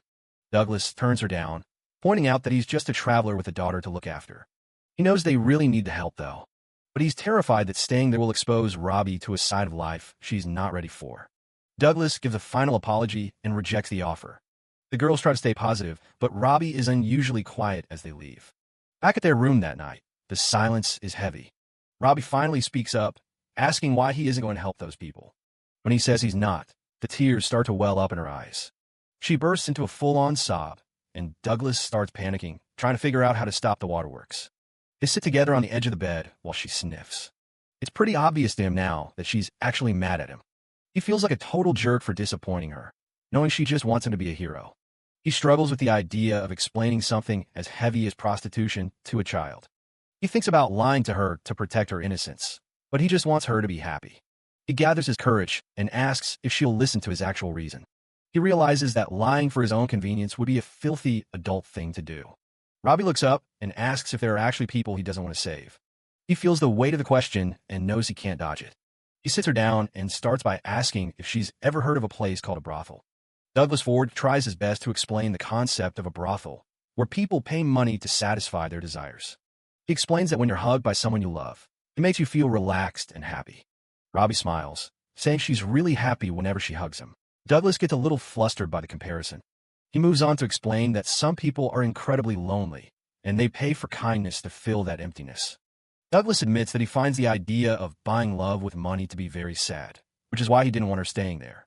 Robbie listens quietly as she processes his explanation. The little girl apologizes, realizing now that her father was only thinking of her well-being. She tells him she understands how it feels to be lonely and sad, as she was very unhappy before she met him. Robbie looked him in the eye and tells him she really likes it when he helps people in trouble. Douglas is struck by her words, realizing he had made a decision without truly considering her feelings. He apologizes and tells Robbie that they will go back to the brothel tomorrow morning. The next day, they return to the red light district as the city begins to wake up. Douglas worries about the drunkard around them, but Robbie seems unfazed by the less-than-ideal scenery. He realizes that he doesn't need to overthink things. Robbie is more than capable of finding beauty in the world on her own. The former adventurer reflects on his own need to have a broader view of the world. He wants to grow as a person so he can protect what's dear to him without causing any harm. Suddenly, they hear shouting. A crowd has gathered outside of Maisie, drawn by the commotion. Carlos is back with his gang, demanding that they hand over Princess Rose and insulting the establishment. A calm but firm voice rings out, calling the men dogs and telling them to stop their yapping. A woman with long wavy brown hair, Princess Rose, steps forward into the light. The crowd is stunned by her beauty and presence as she stands her ground. Princess Rose tells them that since they've seen her face, they should be satisfied and go home. She further insults Carlos, saying she doesn't have time to play with a mutt like him. Losing his temper, Carlos grabs her by the neck and calls her a bitch. The blonde thug stops mid-insult as he senses a sudden, chilling presence behind him. Douglas Ford stands there, looming over the group with an incredibly menacing aura. One of the henchmen panics, recognizing Douglas as the man who nearly crushed his arm earlier. Douglas's cold, intense stare is more than enough to terrify the entire gang. Carlos and his men immediately turn tail and flee, screaming that they'll remember this. The tension breaks as Douglas apologizes for his late arrival. Holding Robbie in his arms, he tells the Madam and Princess Rose that he's decided to accept the bouncer job. The workers are overjoyed that their tall fellow has finally agreed to help them.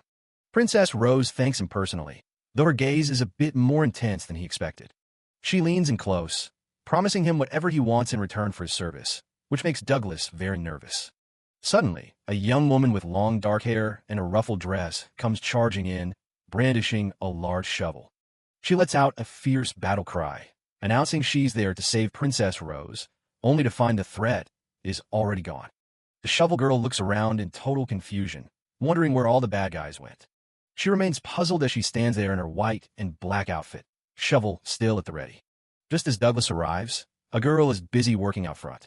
She turns around and instantly recognizes him as the guy from the carriage. Turns out she's a worker here. Veronica immediately tries to play it cool, acting like they're barely even acquaintances. But then she grabs the man, insisting they need to have a little private chat. She drags the poor guy and Robbie away from the others, looking pretty desperate.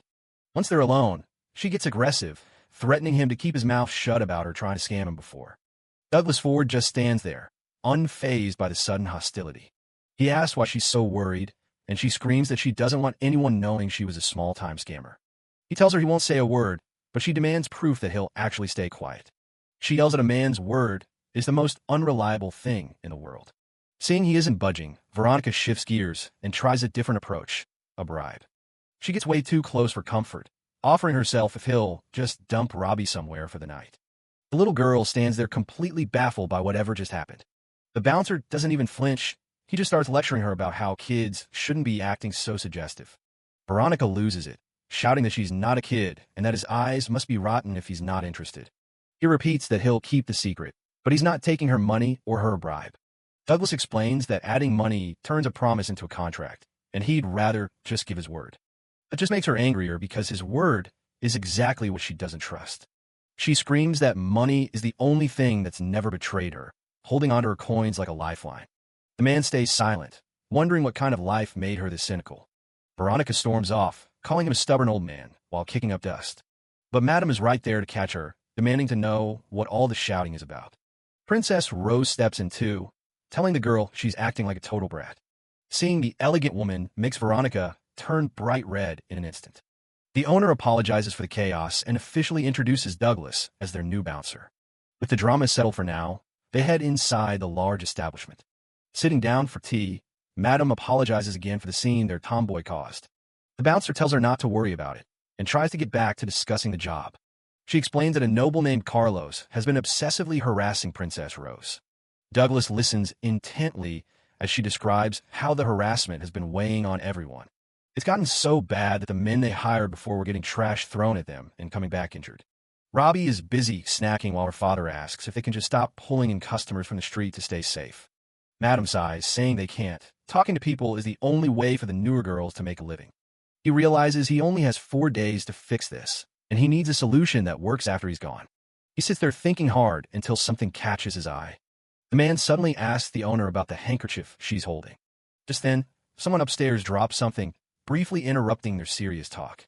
Douglas has a realization. If the streets are too dangerous, they should just attract customers from the windows instead. The woman points out that they'd have to yell to be heard, and there's no way to actually touch the customers that way. He holds up a lacy handkerchief, suggesting that physical touch isn't the only way to get a man's attention. Madam's eyes light up as she realizes he's talking about playing hard to get. While they're planning, the girl comes over with a flower she picked, and Douglas gives her a warm thanks. Douglas gets to work, sitting at the table with Robbie while he carefully cuts through stacks of old fabric. He tells Robbie she'll find out soon enough what he's planning, and the little girl watches in awe as the first shapes start to form. Robbie's eyes go wide as she holds up the finished product, a perfect little flower made entirely of cloth. Douglas explains the plan. They'll make a whole bunch of these and shower them from the windows to catch everyone's eye. Madam wants to wake up the other girls to help, but Douglas insists on letting them sleep while they handle the sewing themselves. The owner is genuinely touched by his kindness, but Douglas just focuses on his work, comparing his fake flower to the real one Robbie found. Robbie is more than happy to pitch in, eagerly crumpling up the cloth to give the flowers a more natural, wrinkled look. The two of them spend hours together, snip-snapping away until the table is buried in colorful fabric blossoms. As the sun begins to set over the establishment, the massive project is finally nearing completion. Robbie is practically glowing as she looks over the mountain of flowers, amazed that they actually managed to make so many. She imagines how happy people will be when they see all these beautiful flowers floating down from the sky. Seeing her so excited makes Douglas smile, hoping her wish for a little more happiness in the city comes true. The next morning, a group of girls from the house come rushing down the stairs, completely blown away by the sight. They can't believe how real the cloth flowers look and start peppering Douglas with questions about who made them. He introduces Robbie as his daughter, but the girls seem to recognize him from somewhere else entirely. One of them suddenly screams in realization, asking if he's actually the famous dad adventurer. The man is caught off guard, wondering how on earth word of his nickname from Addington reached this city. That's when one of the girls slams a newspaper onto the table, proving that his reputation is officially preceding him. The headline is hard to miss. It's a whole story about his great feats in Addington, complete with a drawing of a dragon. The girls are all over him now, amazed that the guy who defeated a legendary dragon is standing right in their living room. Madam joins in, mentioning that she knows he's the one who took down Matlock and freed all those orphans. Douglas tries to play it down, looking a bit bashful about all the sudden attention and praise. But the mood shifts instantly when Veronica appears on the stairs, looking down at them with pure venom in her eyes. She mocks him for gloating over his good deeds, calling him a fake and absolutely disgusting for pushing his help on people. Madam tries to step in and defend him, but Veronica isn't listening to anyone anymore. The girl screams that she'll never thank him as long as she lives, and she doesn't want to feel like he saved her. She bolts out of the room before anyone can say another word, leaving a heavy silence behind her. Princess Rose just sighs and gestures, commenting that Douglas really got bitten by that one. The adventurer looks pretty somber as the group breaks up, and he suggests taking a quick walk to clear his head. Princess Rose offers to go with him, telling Madam not to worry because it was just a kid having a tantrum. While they're walking, Douglas asks the question that's been on his mind. Was Veronica one of the girls sold by that orphanage? Princess Rose doesn't give a straight answer at first, instead asking him what he'd even do if she was. He apologizes if he's being nosy, but he feels like he needs to know the truth about what she's been through. Princess Rose reveals a personal secret. She has a 4-year-old daughter she's been raising since she was 15. She tells him that humans can't be gods, and he shouldn't jump into things blindly trying to save everyone. A gust of wind blows through the garden, and Douglas admits she's right, even if he can't ignore suffering. The woman looks at him as he explains that even if there's only a tiny chance he can help, he has to reach out. He catches a single petal, stating that helping those in need is the whole reason he became an adventurer in the first place. Seeing the look in his eyes, Princess Rose realizes he's just too stubborn for his own good. She finally relents and confirms his suspicion. Veronica really was one of the children sold off by that terrible orphanage. It all started 6 years ago, back when Veronica was only 9 years old. Douglas Ford is completely floored to hear she was just a child when it happened. Princess Rose explains that the manager back then was a piece of trash hooved by kids without a second thought. In a flashback, a young Veronica is hiding in a dark stable, sobbing until a light suddenly breaks through the darkness. It's Princess Rose looking down at the terrified girl and asking who she is. Instead of being cruel, Rose steps in as her new mentor and checks the bruises from where the previous manager hit her. She gives her a cold dose of reality, telling her that for kids who are bought and sold, there really isn't anywhere left to run. Holding the girl close, Rose tells her that if she ever wants to be truly free, her only choice is to keep living here and survive. From that day on, something inside Veronica snapped. She stopped running and started working like she was possessed, saving every single coin she earned to buy back her freedom.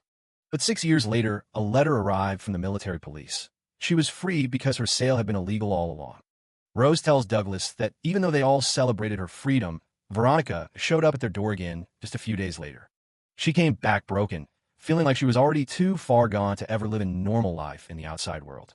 Hearing this, Douglas clenches his fist in frustration, feeling the weight of being 6 years too late to help. Rose apologizes for dumping such a heavy story on him, but she's surprised to see he still wants to reach out to her. He says he just wants to talk to her, thinking back to when Veronica questioned why anyone would bother being nice to someone like her. Seeing his sincerity, a soft smile finally touches Rose's face. Later that night, Veronica is sitting alone on the edge of a roof, looking out over the city lights. Her quiet moment is interrupted when a voice calls out her name.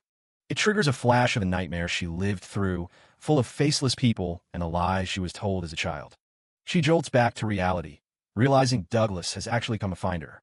She immediately puts her guard back up, telling him not to bother if he's here for an apology. When he says he isn't looking for one, she gets even more defensive, telling him that just looking at him makes her sick. She screams at him, lashing out at all the adults who never showed up when kids like her were being discarded. Instead of arguing back, Douglas simply bows his head in a deep, silent apology. He tells her he's sorry on behalf of all the adults who failed to save her and the other children 6 years ago. Veronica is stunned, asking him why on earth he's apologizing when she's just taking her anger out on him. He gives her a look that's filled with genuine regret. For him, it's not about who's at fault. He just feels the pain of not being there to stop their suffering. He looks her in the eye and says it again. He's sorry he wasn't able to save her back then. The walls she built up for years finally start to crumble as she struggles to hold back her tears. She tries to fight it, claiming she's already ruined, but Douglas shuts that down, telling her he got a second chance at his age, so she definitely can too. He reminds her that the world is massive, and she still has all the potential in the world to become whoever she wants to be. He reaches out and gives her a gentle pat on the head. Robbie jumps in to help, patting her too, which sends Veronica into a blushing mess as she yells at them to stop treating her like a kid. But she can't hold the act up anymore and collapses into him, sobbing her heart out. She just lets it all go, finally crying the tears she's been holding back since she was 9 years old. Her cries echo out over the quiet rooftops as the long night finally starts to come to an end. A few days later, the city is buzzing with excitement for a special festival. It's the flower scattering ceremony, where the women of the district throw roses down to the crowds below. Princess Rose stands on the balcony, teasing the crowd that a special service awaits anyone lucky enough to catch one. The crowd goes wild, trying to grab a flower, while Veronica watches the chaos from a distance. With a rose in hand, Veronica finally feels free to start over, while Douglas and Robbie cheer her on from the festival below. Veronica takes a moment to herself, reflecting on who she really wants to be. Looking up at the falling petals, she realizes she finally has the freedom to choose her own path. Life at the establishment settles into a peaceful routine for the next few days. Though she's still a bit shy, Veronica starts following Douglas Ford around, hiding whenever he looks her way. She still gets flustered easily, yelling at anyone who points it out, while Douglas just watches with an amused look. Madame breaks the quiet, mentioning that Carlos Morius's father, Baron Morius, is returning to town tomorrow. She hopes that reporting the kid's behavior to the Baron will finally get him to back off. Douglas realizes his plan to sell the cursed item to the Baron might be ruined now that he's made an enemy of his son. Madame tells him not to worry, though Douglas knows this means today is Carlos's last chance to act. For a while, things stay quiet as the girls go about their chores and hang the laundry. Suddenly, the front gate is kicked wide open, shattering the calm afternoon. Carlos marches in with a smug look on his face, clearly back for another round. He hasn't learned a thing, immediately demanding that they hand over Princess Rose. But this time he brought real backup, a squad of veteran mercenaries all the way from the capital of Balzac. He gloats about his expensive new muscle, telling Douglas he stands no chance against actual professionals. Douglas realizes the guy had been quiet lately because he was just waiting for these reinforcements to arrive. He tries to reason with the kid, telling him that hiring a mercenary army for a crush is way beyond overkill. He even gives him some free dating advice, saying that if he really likes Rose, this is the worst way to go about it. Carlos loses it, screaming at Douglas to stop acting like his father. Before anyone can move, a strange sound echoes through the air and the veteran mercenaries start dropping one by one. Carlos is completely baffled, watching his expensive backup collapse without a fight. The men hit the ground gasping, clearly struck by something they never saw coming. Douglas scans the rooftops and spots a figure sitting up high, casually watching the scene. It's the mysterious assassin, who seems impressed that Douglas was actually able to follow his attacks. This new guy isn't just fast. Even while messing around, He isn't leaving a single opening for a counterattack. The fallen mercenaries are in agony, their bodies feeling like they're burning from the inside out. The assassin doesn't stop there, launching another wave of lethal projectiles toward the group. Douglas reacts instantly, using his wind magic, Gale, to blow the attacks away from the girls. He realizes the guy is using needles laced with deadly poison magic. The assassin stops and looks at him, genuinely confused as to why Douglas would bother saving his enemies. He mocks Douglas for being super naive, noting that someone with his skills shouldn't have any hesitation to kill. He reveals he's been monitoring Douglas ever since his encounter with the Fenrir, which explains how he knew about his power. Then he turns his predatory gaze toward Robbie, making it clear she was the real target all along. Robbie freezes in place, trembling as she feels the pure malice coming from the rooftop. The assassin finds the situation hilarious, offering Douglas a round of applause if he can figure out his plan. Douglas remains silent, his expression darkening as he focuses on a new threat. The killer drops the act and states his goal. He's taking the rabbit and leaving. Douglas pulls Robbie behind him, making it perfectly clear that he isn't taking anyone. He doesn't know who this guy is, but it's obvious he's a direct threat to Robbie's life. The assassin just grins, deciding he'll just have to kill Douglas Ford first before he takes what he came for. The assassin starts things off with a burst of poison magic, filling the area with a toxic mist. He isn't aiming for Douglas, though. He lunges straight for the innocent bystanders watching from the sidelines. Douglas reacts fast, casting a gale to blow the poison away from the women. But the mist has already hit the thugs on the ground, and they're definitely not looking too good. He has to switch gears immediately, activating a second skill to dispel the poison before it's too late. The assassin just laughs, mocking him for trying to save everyone while his own guard is down. Before Douglas can even reset, the killer is right in his face, landing a solid hit. He's forced to block, barely keeping up with the sheer speed of the man's movements. Douglas grits his teeth, realizing this guy is a total pro who doesn't make a single sound when he moves. He manages to push the guy back, but the constant casting is starting to take a serious toll on him. The killer points out that he can't keep both defensive spells running and fight at the same time. He mocks Douglas for playing the hero, but Douglas just doubles down on his wind magic to keep the poison at bay. A creepy grin spreads across the assassin's face as he talks about how much he loves watching people betray each other. "That's not what I want to show her," Douglas yells, throwing himself back into the fight with everything he's got. The assassin just laughs it off, his movements becoming even more frantic and dangerous. He launches a massive wave of knives into the air, aiming them right at the brothel and the terrified Robbie. Douglas is stuck with an impossible choice: keep the poison field up or save the kid from the rain of steel. The killer doesn't wait, diving in toward Robbie, while Douglas is still looking at the sky. Douglas sees the opening and knows he's the only thing standing between the blade and the girl. A heavy thud echoes as the knives hit their mark and clatter onto the pavement a second later. He threw his own body into the line of fire, taking every single hit to keep Robbie safe. He hisses in pain as the wounds start to sizzle, the poison already starting to seep into his system. Robbie can only watch in shock, her voice trembling as she calls out to the man protecting her. The assassin isn't moved at all, calling the whole heroic sacrifice move boring. He keeps up the pressure, laughing as Douglas struggles to keep his footing on the bloody ground. Douglas coughs up blood, a knife buried deep in his side as he fights just to stay conscious. Robbie is completely losing it, convinced that her protector is about to die right in front of her. But Douglas isn't done yet. He starts glowing with a massive surge of power that cracks the ground. Even the assassin is surprised he's still moving with a blade stuck in his stomach. He lunges in for a finishing blow, aiming to put Douglas down once and for all. Douglas just ignores the pain and starts a new chant, drawing on his final reserves of mana. The assassin's eyes widen as he realizes the old man is actually pulling off another high-tier spell. A massive blast of lightning slams down, catching the killer in a full-on explosion of raw energy. Douglas tells Robbie to stay back while he uses what's left of his magic to purge the poison from his own blood. Before the killer can recover, Douglas binds his wrists tight with glowing chains of light. He tells the guy he's handing him over to the military police, but the assassin doesn't look worried at all. Douglas demands to know who hired him, but the man just tells him to ask Robbie for the truth.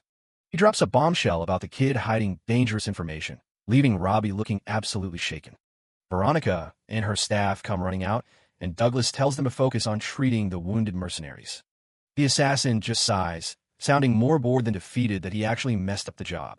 Bound and defeated, the killer sits in the grass, looking completely unbothered by his capture. Douglas looks at him and feels a sudden wave of suspicion, wondering what the guy is planning to do next. Just when Douglas thinks he has him trapped, the assassin uses a hidden blade in his heel to slice through his own wrists. He leaps away into the night, leaving his severed hands behind with a mocking farewell to the old man. He actually left his hands in the chains, telling Douglas he'll lend them to him for now as he vanishes. The adrenaline wears off and Douglas collapses, the massive blood loss finally catching up to him as Robbie screams his name. Sometime later, his eyes flutter open to find himself staring at a ceiling he doesn't recognize. He's back in a room at the brothel, and it looks like he was carried here while he was out cold. Robbie is right by his side, pleading with him not to move so his stitches don't burst open. He checks the wound and realizes someone had to sew him up the old-fashioned way since there are no magic healers in town. He puts a hand on Robbie's head to comfort her, promising her that he's officially on the mend. She tentatively touches the bandages to see if he's telling the truth, her eyes still full of worry. Seeing that he really is okay, the poor kid just breaks down into tears of pure relief. The door opens and Madame Veronica enters with her staff, all looking relieved to see him awake and talking. She gives him her heartfelt thanks, letting him know that her girls and even Carlos's group are all safe because of him. But there's a catch. The military police are outside, and they're dying to get a statement about the attacker. Veronica offers to go get them, but Douglas clearly isn't thrilled about the idea of an interrogation. He tells her he barely knows anything about the guy himself, other than the fact that he's an assassin after Robbie. The little girl looks down, clearly shaken by the mention of the man who almost killed them. Veronica also mentions that Baron Morius is back, and he's already been briefed on everything his son did. Apparently, Carlos is going to be kept on a very short leash from now on, so he won't be causing any more trouble. Douglas is glad to hear it, but he knows he can't risk staying in town to meet a nobleman. He looks at Robbie and asks if she thinks she can handle talking to the police about what happened. Just the thought of it makes her freeze up, the fear written all over her face. He sees how much it's affecting her and promises he won't force her to do anything she doesn't want to. If she's too scared to talk, then there's only one thing left to do. They have to run. He starts making a plan to sneak out onto the radar, promising to leave a letter so Veronica doesn't get in trouble. They get their things together as quickly as they can, hoping to slip away before the police get suspicious. But they don't even make it down the hall before they're caught red-handed by Veronica. She calls them out for acting like total amateurs, asking if they really thought they could fool her with that act. She tells him straight up that he's a terrible liar, but she's not there to stop them. Instead, she's arranged for a supply carriage to smuggle them out of the city under the cover of darkness. She explains that taking the safest way out is the best move since he has a child with him. The girls gather around to say goodbye, telling them they'll treasure the fake flowers they made together. Even the staff members who were saved by Douglas's magic come out to show their gratitude one last time. Robbie gives them a small smile, and you can see how much these people have grown to care for her. As she watches them leave, Veronica realizes she doesn't want to live in the shadow of her past anymore. She smiles to herself, deciding to look forward and find a path she can be proud of. Tucked away in the back of the carriage, Douglas and Robbie finally start to relax as the city disappears behind them. The brothel staff waves them off from the rear entrance, wishing them luck on their journey. Robbie waves back until they're out of sight, a bit sad to leave her new friends behind so soon. The carriage rattles along the quiet road, leaving the lights of the city for the dark expanse of the forest. Eventually, they hop out and start walking on foot, with Douglas figuring they're finally far enough away to be safe. Robbie looks up at him with guilt in her eyes, apologizing because she feels like it's her fault they're on the run. Douglas keeps a steady pace through the forest, reassuring Robbie that she doesn't have to force herself to talk if she isn't ready. But the little girl is overwhelmed with guilt, convinced that staying with her will only lead to more danger for him. Tears well up as she reveals the dark truth she's been carrying. She believes she's a cursed child meant to be sacrificed to the devil. Douglas stops in his tracks, his heart sinking as he realizes she's referring to the people in black and the horrors they've put her through. He turns to her with a gentle expression, telling her that while he's glad she wants to open up, he never wants her to feel like she has to. He promises to always be there to listen whenever she's comfortable, and that he'll accept whatever she has to say. Robbie gives him a soft, shaky thank you, her fear beginning to ebb away in the face of his kindness. Douglas notices the small, forced smile on her face and remembers her telling him on the day they met that she had no home to go back to. His original plan was to take her to Balzac and find a proper family to take care of her, thinking that would be best. But as he looks at her now, he starts to wonder if a caretaker could really protect her from the assassins still on her trail. He realizes that her biggest fear was being left alone again after he found someone else to look after her. He sees how kind she is, trying to carry the weight of the world on her shoulders, just so she doesn't put anyone else in harm's way. He decides right then and there to scrap the old plan. He can't just hand her off to a stranger when she's this terrified. He thinks about all the things she's missing out on: a comfortable life in a city, friends her own age, and someone to teach her about the world. Even though he's just a wandering 37-year-old man who knows nothing about raising a girl, he knows one thing for sure. He wants to make her happy. He drops the one need to look her in the eye and asks the question that will change both of their lives forever. Would you please join my family for real? Robbie is stunned into silence, her mind racing with the fear that staying with him will only bring him more trouble. Douglas ignores the danger, telling her to focus only on what she wants, and she finally finds the strength to say the words out loud. Through tears of joy, she screams that she wants to stay with him forever, finally calling him Dad with all her heart. He pulls her into a tight embrace, promising to protect her from anyone who tries to hurt her and to make her the happiest girl in the world. Today, they've officially become a real family, marking the end of one chapter and the start of a brand new journey. With their new bond forged, Douglas and his beloved daughter set their sights on the capital city of Balzac. As the wind continues to blow through the forest, the old adventurer and the little girl walk forward into their uncertain but hopeful future. Footsteps echo through the cave as they pass by patches of glowing mushrooms. Robbie thinks the white stones look like ice, but Douglas explains they're actually made from lime. They step into a massive cavern filled with shimmering stalactites hanging from the ceiling. He tells her the whole place was carved out by water over an unbelievable amount of time. Douglas suggests taking a tea break, making Robbie realize they really aren't in a rush anymore. A sudden clattering sound echoes through the cave. He decides to go check out the rockfall.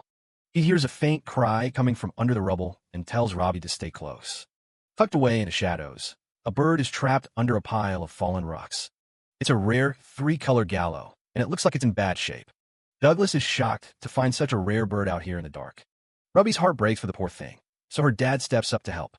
He casts a full recovery spell, and the bird doesn't just heal, it transforms into a glowing, rainbow-colored species. Looking at the beautiful bird reminds Robbie of the day Douglas saved her life. This moment triggers a memory of him leaving the city of Balzac months ago. Back then, before they were even an official party, he was traveling with Alan and his crew. He remembers asking Alan what he'd do if he met a demon that wasn't actually a threat. The question caught Alan off guard, but his mind was already made up. Alan didn't hesitate. He said he'd kill it anyway, no matter how nice it might be. He claimed it was the only way to ensure the future was safe. Douglas snaps back to the present when Robbie notices the bird left some feathers behind. She smiles, feeling like the bird was trying to thank them before it flew off. They prepare to keep moving, with Balzac only a day's travel away. Douglas realizes he still hasn't fully processed his feelings about seeing his old team again. He looks down at a ring in his hand, a keepsake from Alan's parents that he needs to return. Finally, the city of Balzac comes into view on the horizon.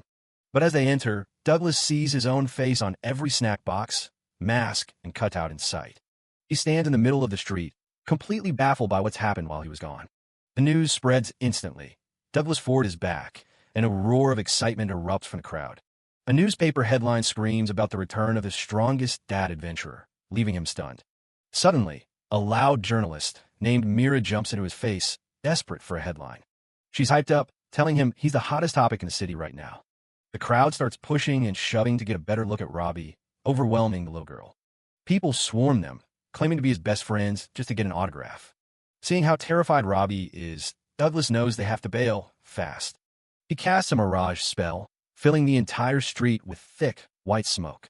By the time the smoke clears, the two of them are nowhere to be found, leaving the crowd in awe. They sprint through the back alleys as the fans scramble to find them. They finally reach a quiet corner, and he explains he just used an illusion so they could hide. He apologizes for the scare, but he's relieved to see she's doing okay. Surprisingly, Robbie's just happy that her dad is so popular, even if it's a bit much for him. Douglas realizes that if they want to get anywhere without a riot, they're going to need a disguise. They head to a local shop where a bell chiming welcomes them, and an old friend looks up from the counter. Laura, the storekeeper, is deep in thought behind her counter when she hears a familiar voice. Douglas announces their arrival, accidentally scaring the daylights out of her. After she recovers from the shock, she's thrilled to see him again after all this time. Douglas introduces Robbie as his daughter, and the little girl shyly greets the red-haired merchant. Laura cuts straight to the chase, asking what they need from her shop today. She immediately understands the situation, He needs a way to move through the city undetected.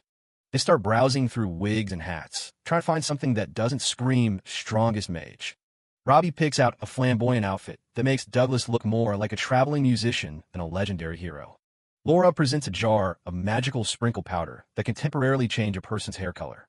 She suggests Robbie use it too, since her silver hair is pretty distinctive. Douglas worries about people chasing down a child, though he hopes it won't come to that. Robbie wonders if the powder will give her the same hair color as her dad. Douglas decides to buy the powder along with the rest of their disguises. While they pack up, he asks if she knows where Alan and the rest of his old party are. He quickly clarifies that he has zero interest in joining them again. He's just curious. Laura notices he seems a lot happier now than when he first left the city. She tells him that he just missed them, as they disappeared from the city a few days ago. Rumor has it they fled a major quest at the last second, and Laura is glad they're gone. She explains that ever since he left, the hero party has been a nightmare for local merchants. Apparently, they've been failing every single quest they take on, which is a shock to Douglas. He's stunned to hear the team is on the brink of a total collapse. Laura blames it all on Dario, who thinks he's the new leader and keeps pushing for an all-out attack style. The worst part was him trying to convince Alan to kick out Fanny because she only focuses on healing. Douglas remembers how the party used to be balanced, with him acting as the support. Dario has always complained about the healers, even back when Douglas was still with him.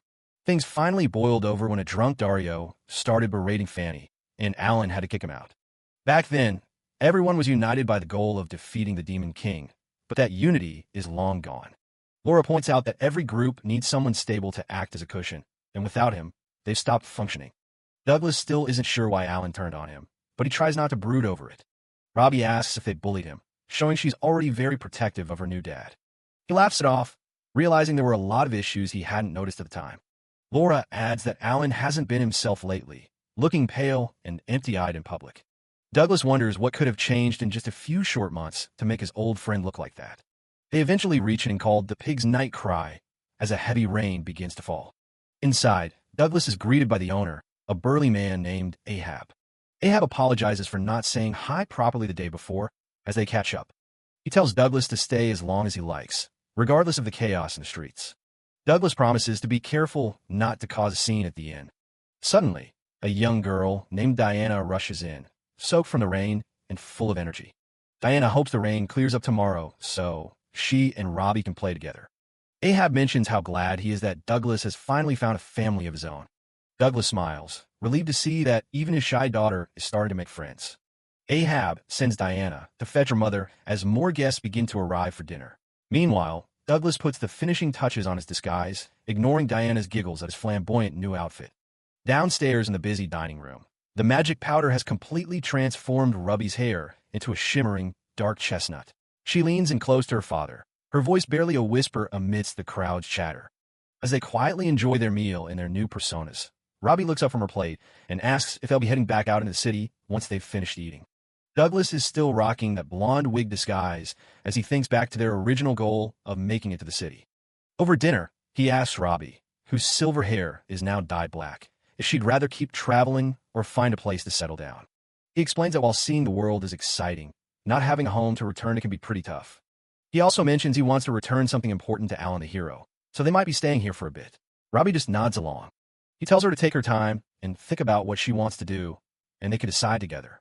Suddenly, a girl named Diana, the innkeeper's daughter, pops up from under the table and invites Robbie to play outside if the rain stops tomorrow. Robbie looks to him for permission, and Diana's all for it. Robbie's still a bit shy and asks to stay inside instead, so they agree to play with dolls. Watching them, Douglas can't help but think about that assassin and how dangerous things have gotten. He really wants to do something to keep her safe, but he doesn't want to take away her privacy or independence. Later that night, once Robbie is fast asleep, Douglas heads to the bar to talk to Ahab. Ahab notices his expression and asks what's weighing on his mind. Douglas admits he's worried about another assassin coming after her. Ahab thinks he's being way too overprotective, but Douglas is dead serious about it. He tells Ahab he needs a cuckoo bird, a top-tier magic item for protection. Ahab is shocked, calling it total overkill. That item is for VIPs, not kids, but Douglas says it's perfect. He knows a store nearby that sells them and gets up to leave right then. Ahab warns him the place is always sealed shut, but Douglas just says he'll be back soon. Magic items aren't just generic tools. They're handcrafted by dedicated craftsmen with unique powers. He arrives at the outskirts of the city, home to the most famous magic item store in the country. The area looks completely desolate under the night sky. This store is notoriously picky about who they let inside. He touches a massive stone pillar and calls for the protector to awaken and present the challenge. A sudden gust of wind kicks up as the ancient mechanism starts to rattle. A giant face carved into the pillar opens its eyes, surprised to have a customer this late. It identifies itself as the Gate of Challenge and demands he prove his strength. Douglas knows the owners use this to test entrance. Last time he was here, he had to deal with a swarm of army ants. This time, the gate summons an entire army of golems to block his path. It brags that there are 100 of them, all made from the toughest magical silver ore. When the silver giant winds up a massive fist and swings, Douglas just dodges, letting the golem smash the ground where he was standing. He quickly casts a magic barrier. The gatekeeper just laughs, saying a barrier won't stop physical attacks. The golems keep pounding away, but they can't even scratch the shield. The gate is confused, but Douglas tells it the barrier isn't for the golems. He says the barrier is there to protect the shop from him because he's about to go all out. He unleashes a massive salamander spell, and an ocean of fire swallows the entire army in an instant. Everything is reduced to cinders. Douglas exhales as the dust settles, while the gate is left stunned by how fast he cleared the challenge. The barrier dissipates as the owners thank him for casting it.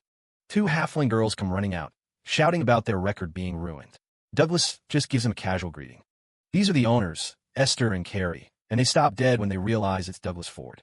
Both girls just let out a massive sigh of relief that the chaos is over. Douglas hands over his membership card to Esther and Carrie. It's been 3 years since he last visited, so it's long expired. The girls scan the card into their tablet, still in disbelief that the legendary mage himself just took their gauntlet challenge. Inside, the shop is a sprawling tower of books and floating artifacts, all glowing with magical energy. Douglas is impressed that the place is just as captivating as he remembers. He thinks Robbie would love to see this next time. The sisters tell him he can just show the card to the gate from now on. They ask if he wants to buy something or just renew his membership. He asks about the anti-crime cuckoo bird. Carrie says it's a back order, and Esther warns him it costs 100 gold, enough to buy a mansion. Douglas realizes he's going to need some high-paying quest contracts to afford that kind of protection for Robbie. He tells him to put it on back order, and he'll return in a few days. The girls wave goodbye as he heads back into the city night. He walks home, planning to start his hunt for high-reward quests first thing tomorrow morning. Suddenly, a loud thud echoes behind him as someone drops down from a nearby building. It's Mira from the Boisterous Magic Printers Association. She's completely winded from the chase, but thrilled she finally caught up. Douglas is annoyed. He thought he'd be safe from journalists at night, and asks her to stop stalking him everywhere. Mira just yells louder, telling him he clearly doesn't understand how special and popular he's become. She's making so much noise that neighbors start peering out of their windows to see what the shouting is about. She starts rambling about exclusive interviews and handshake events that would make the city love him even more. Douglas is horrified at the idea of being paraded around the city like a local celebrity. She tries to hand him a newspaper issue, bragging about its high ratings. He just wants to apologize and get away. He makes a run for it, bolting down the alley while she screams for him to wait and sign her articles. Somewhere in the shadows, a mysterious figure stares, a newspaper clipping featuring Douglas and Robbie. The next day, Douglas and Robbie arrive at a hidden basement office, descending a long spiral staircase. As they walk in, a voice welcomes them, saying they're right on time. Douglas is surprised since he never said he was coming. This is Ham, a stocky dwarf informant with a massive beard and sharp eyes. Ham, an old friend of Douglas, brags that his ears for gathering information never go rusty. Ham is an elite quest broker who handles the high-stakes jobs that are too sensitive for the regular Adventurers Guild. Douglas asks how work is going. Ham says he has plenty of info, but not enough skilled people to handle the specialized quests. He heard Douglas was looking for high rewards and says he has a few difficult contracts ready for someone with his skills. Douglas tells him he doesn't care if the pay is lower, as long as the jobs aren't dangerous. He can't be reckless anymore now that he has Robbie. Ham starts quill writing, mentioning that a new quest just came in that might be perfect for him. Robbie asks if they're going to work. Douglas promises they'll go together, and says they might have to leave the city for a few days. Ham says the timing is great, and the job is practically made for Douglas. The quest is for a multi-millionaire trying to find a missing person, and it pays a whopping 50 gold. Douglas is skeptical that a simple search would pay that much, but Ham assures him there's no kidnapping or danger involved. The client is a man named Tolkien, whose 17-year-old daughter, Bridget, ran away after they had a big argument a few days ago. She's apparently hiding in the city outskirts, but she's hired an illusionist to keep her hidden. Em explains that because of the illusions, even searchers who are close by can't find her. Douglas realizes that dispelling illusions takes a lot of technical skill, which is why the average adventurer couldn't handle it. Em mentions that one guy from the guild tried to bring her home by force, which only ended up making a multimillionaire furious. He tells Douglas that he's perfect for the job because he has the right technique and temperament. The mission will take them to Toy Berry, a famous resort area with beautiful beaches. Douglas tells Robbie they'll go swimming once they have the time, and she's already excited about the boat ride. Ham just laughs, happy to see his friend enjoying life as a father. They finalize the plans to leave tomorrow. But just then, a heavy set of footsteps starts descending the stairs toward them. The quiet office is suddenly blown apart as Dario crashes through the ceiling with a deafening boom, landing right between Douglas and the desk. Douglas stands his ground, protectively shielding Robbie as the intruder mocks him.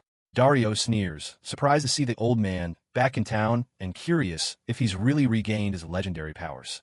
Douglas is stunned to see his former teammate here, while Dario casually tosses a document aside with a sharp flick of his wrist.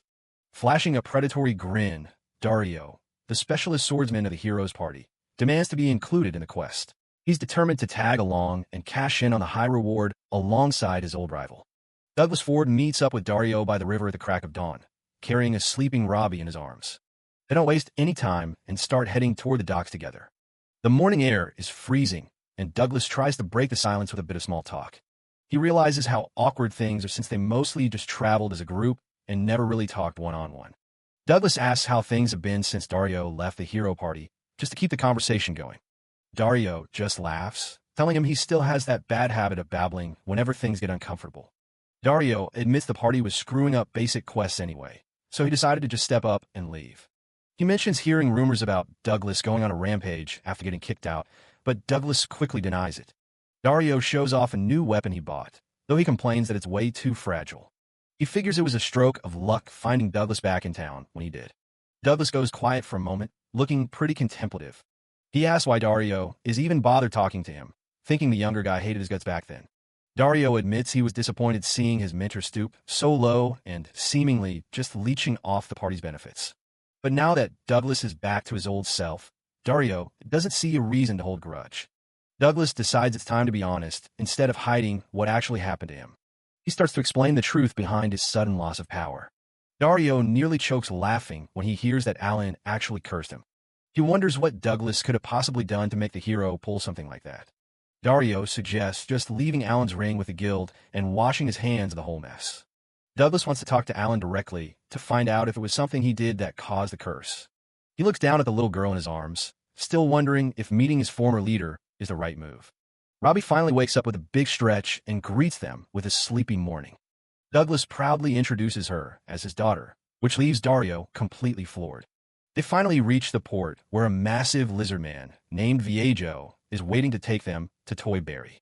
The captain welcomes them aboard the Princess Breeze, a large ship docked at the pier. Robbie calls him a giant lizard, out of pure curiosity, and Douglas immediately jumps to apologize for her. The ship sets sail, leaving the docks behind as they head out into the open water. Robbie watches the waves in awe, mesmerized by her first time seeing the ocean. Viejo mentions it'll take about half a day to reach their destination. He decides to catch some lunch and suddenly lunges into the water to grab a massive fish with his bare hands. He tosses a whole crate's worth of fresh catch onto the deck for them. Robbie counts all the fishies, while Viejo catches his breath after the effort. The captain asks Douglas if he can use some ice magic to help prep the food properly. Douglas freezes a fish mid-air with a quick spell, showing off his incredible precision. Viejo is shocked by how perfectly and instantly Douglas managed to freeze it. He tells them to wait a second while he defrosts the fish and prepares a special sauce for them. A few minutes later, he serves up a huge plate of sliced raw fish. The group stares at the sashimi, looking pretty hesitant about the idea of eating it raw. Douglas admits he's never tried raw fish before and eyes the dark liquid on the side suspiciously. Viejo explains it's soy sauce, a specialty from the eastern countries. The captain dips a piece into the dark sauce to show them how it's done. Dario takes a bite, and his eyes practically pop out. It's way better than he ever expected. Viejo encourages Robbie to eat up, and she's more than happy to dig in. She insists she's not a kid while both she and Douglas chew on the fresh fish. Robbie loves it, but Dario finds the green sauce way too spicy for his liking. The peaceful lunch is interrupted by a series of heavy thuds rocking the ship. The boat starts shaking so violently that Dario is worried they're actually going to sink. Even with the ship tossing around, Viejo keeps talking about his massive family of 15. He guesses that as an only child, Robbie probably can't imagine having so many siblings. Douglas notices Robbie looking a bit quiet and asks if she's feeling all right. She doesn't have time to answer before the shaking gets even worse. A massive shockwave hits the ship, throwing everyone off their feet. Douglas is stunned by the impact, and Viejo realizes they're in deep trouble. A gargantuan kraken has surfaced and lashed its tentacles onto the side of the boat. The monster's massive limbs start crushing the deck like it's made of toothpicks. Viejo screams in agony as he watches his beloved ship, the Princess Breeze, get torn apart. Douglas recognizes the beast immediately. It's an S-rank kraken. Dario doesn't look scared at all as he dashes straight toward the monster. The ship continues to take a beating as the kraken tightens its deadly grip. Douglas is impressed by Dario's speed, noting how strong his legs are even without any magic buffs. The young warrior smirks, treating the S-rank threat like it's just an opening act. He activates his magic item, the Blade of Divergence, ready to let loose. He unleashes a massive technique called Blossom of 100 Comets. A storm of slashes shreds the kraken's tentacles into pieces in the blink of an eye. The power is too much for his sword to handle, and the blade completely shatters. Dario is annoyed the weapon hit its limit so soon, while Douglas is just worried about the boat surviving. The kraken is still very much alive and looms over the ship for another round. It lets out a deafening roar that sends a shockwave across the water. The impact knocks Robbie to the deck, and she lets out a pained cry. Seeing her on the ground with a scraped knee makes Douglas see red. Dario stands his ground, ready to keep fighting despite his broken sword. He notices the beast is pulling back, winding up for a massive strike. Suddenly, Dario is pulled back by a surge of wind magic. Douglas steps forward, looking absolutely furious as he begins an incantation. He unleashes a high-tier spell, Grand Ice Magic, Maleficent Frost Eagle. A colossal bird made of solid ice descends from the sky toward the beast. In an instant, the entire kraken and the surrounding ocean are frozen solid. The chaos stops completely as the ship is suddenly surrounded by a sea of ice. Dario and the crew are left in shock, having never seen anything like that before. The S-rank monster is turned into a massive ice sculpture, neutralized instantly. With the fight over, Douglas immediately goes to check on Robbie. He uses Full Recovery, a legendary healing spell, to fix the tiny scrape on her knee. Dario checks in to say they'll be moving again soon, asking Robbie if she's okay. He turns to Douglas, still stunned that the old man just casually used grand magic. Dario is taken aback that Douglas doesn't recognize the term, explaining that grand is the highest possible skill rank. He describes the tiers of magic. Basic spells are standard, high-level spells alter properties, and grand spells are powerful enough to give birth to life. Dario notes that Full Recovery is a grand spell, making it incredibly rare to see someone use it for something as minor as a scratch. Douglas has to tell Dario to stop bad-mouthing their former healer, Fanny, even if it's true that she lacked the skill for such high-level magic. Robbie looks up at Douglas and timidly asks if it's okay for her to practice magic, and he enthusiastically agrees. She has been practicing diligently since they left the elf village of Floria, but so far, she hasn't had any success. Robbie attempts to cast a basic light spell, but when it fails to ignite, Douglas resolves to find a way to help her as soon as they reach the city. Dario looks at Robbie and asks if maybe she just doesn't have the aptitude for magic. Robbie doesn't take that sitting down, insisting that she absolutely does. Douglas Ford speaks up for her, pointing out that her potential is actually through the roof, over 5,000, which is way above average, even for a pro. The blonde guy shrugs and asks what she even wants to learn. Without missing a beat, Robbie tells him she wants to learn light magic. That catches him off guard. He asks why light, especially since she's seen her dad pull off all kinds of flashy elemental stuff before. He explains that magic isn't just about reading. It takes a strong enough wish to spark that first spell. He tells her to think back on why she wants to learn it in the first place. Douglas just watches them from the side, staying quiet and letting them have their moment. Dario catches him staring and tells him to quit spacing out. He's supposed to be the one teaching her, after all. Douglas admits he's a bit surprised because Dario was always the only one in the hero party who couldn't use magic. Robbie then asks him what his very first spell was. Dario's expression shifts. He just looks away and says he doesn't really remember. He brushes it off and says he's going to get some sleep, telling the old man to take over the rest of the lesson. Douglas thanks him for the help, feeling a bit confused by the sudden exit. As Dario walks off, Douglas realizes he's actually a pretty decent teacher. Back in the day, he never would have guessed the kid had this side to him. Douglas follows him out, mentioning that he seemed pretty shaken up back there. He's worried they accidentally brought up some bad memories. Dario just stays silent, his eyes looking heavier than usual. He tries to joke his way out of it, wondering if Alan only got pissed because Douglas is so nosy all the time. Then he gets serious, asking if Douglas and the kid are actually related. Douglas confirms they don't share any blood, but she's family regardless. Dario says he understands perfectly. He mentions that he used to have a family just like that once. No blood, just a bond. The memory takes him back 10 years. He was only 12 then, just another kid being called in for dinner. He grew up in a nameless little village. It was a place where nobody had parents, just a group of kids looking out for one another.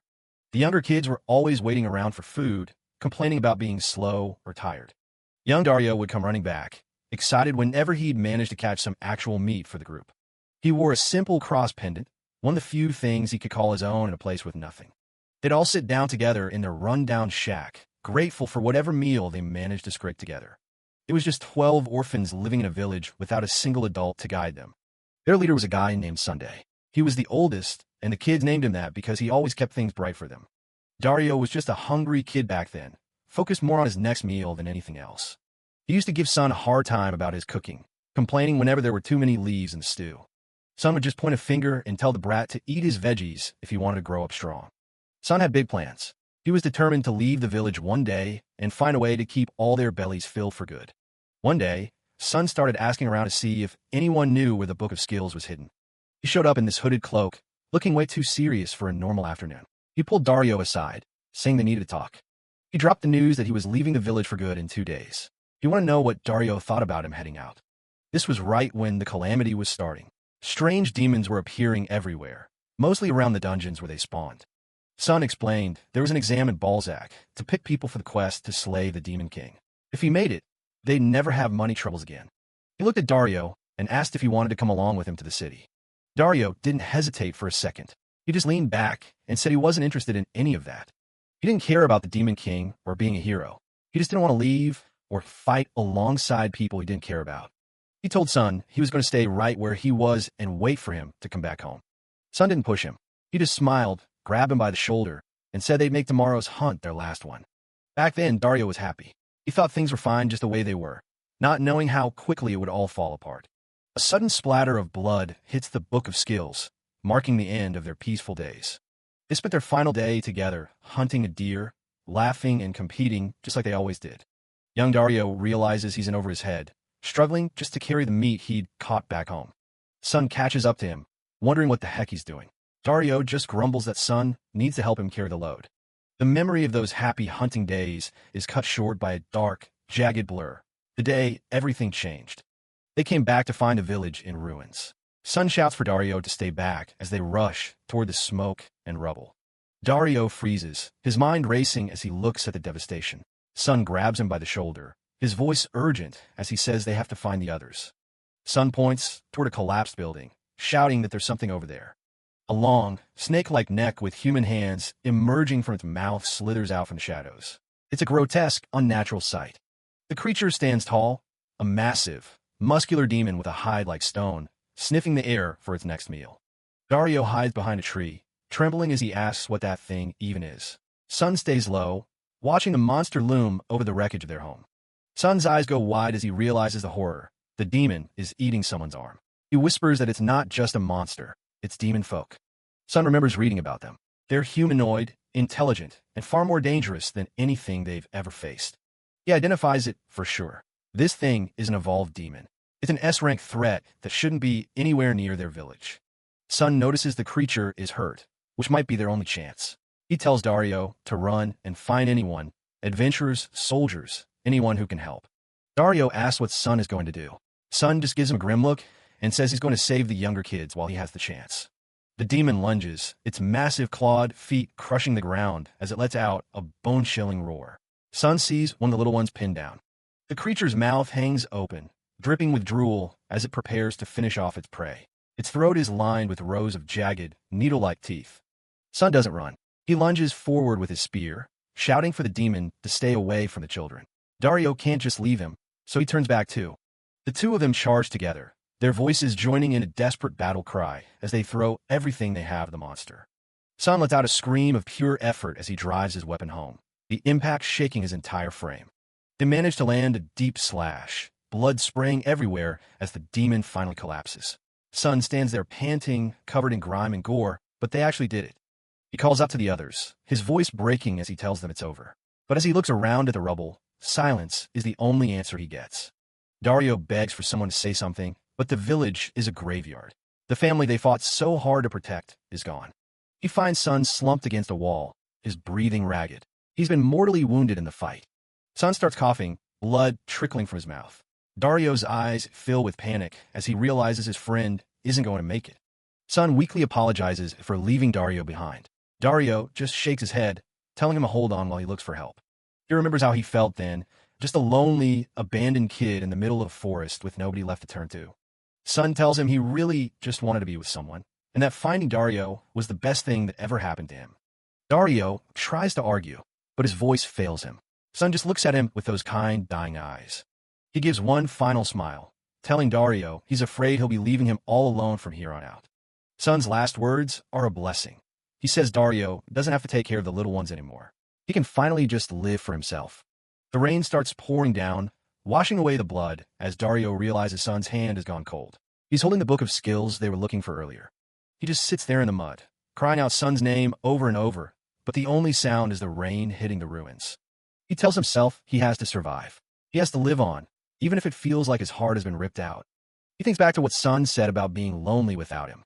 Even with the younger kids around, Sun was the one who truly anchored him. He stands over the grave he dug, clutching his cross pendant. He promises to leave something behind to take Sun's place. The scene shifts to the dark forest. He claims he didn't cry that day. He just says his throat was really dry from all the shouting. He remembers trying to scream for help, but the recovery magic he practiced just wouldn't activate when he needed it most.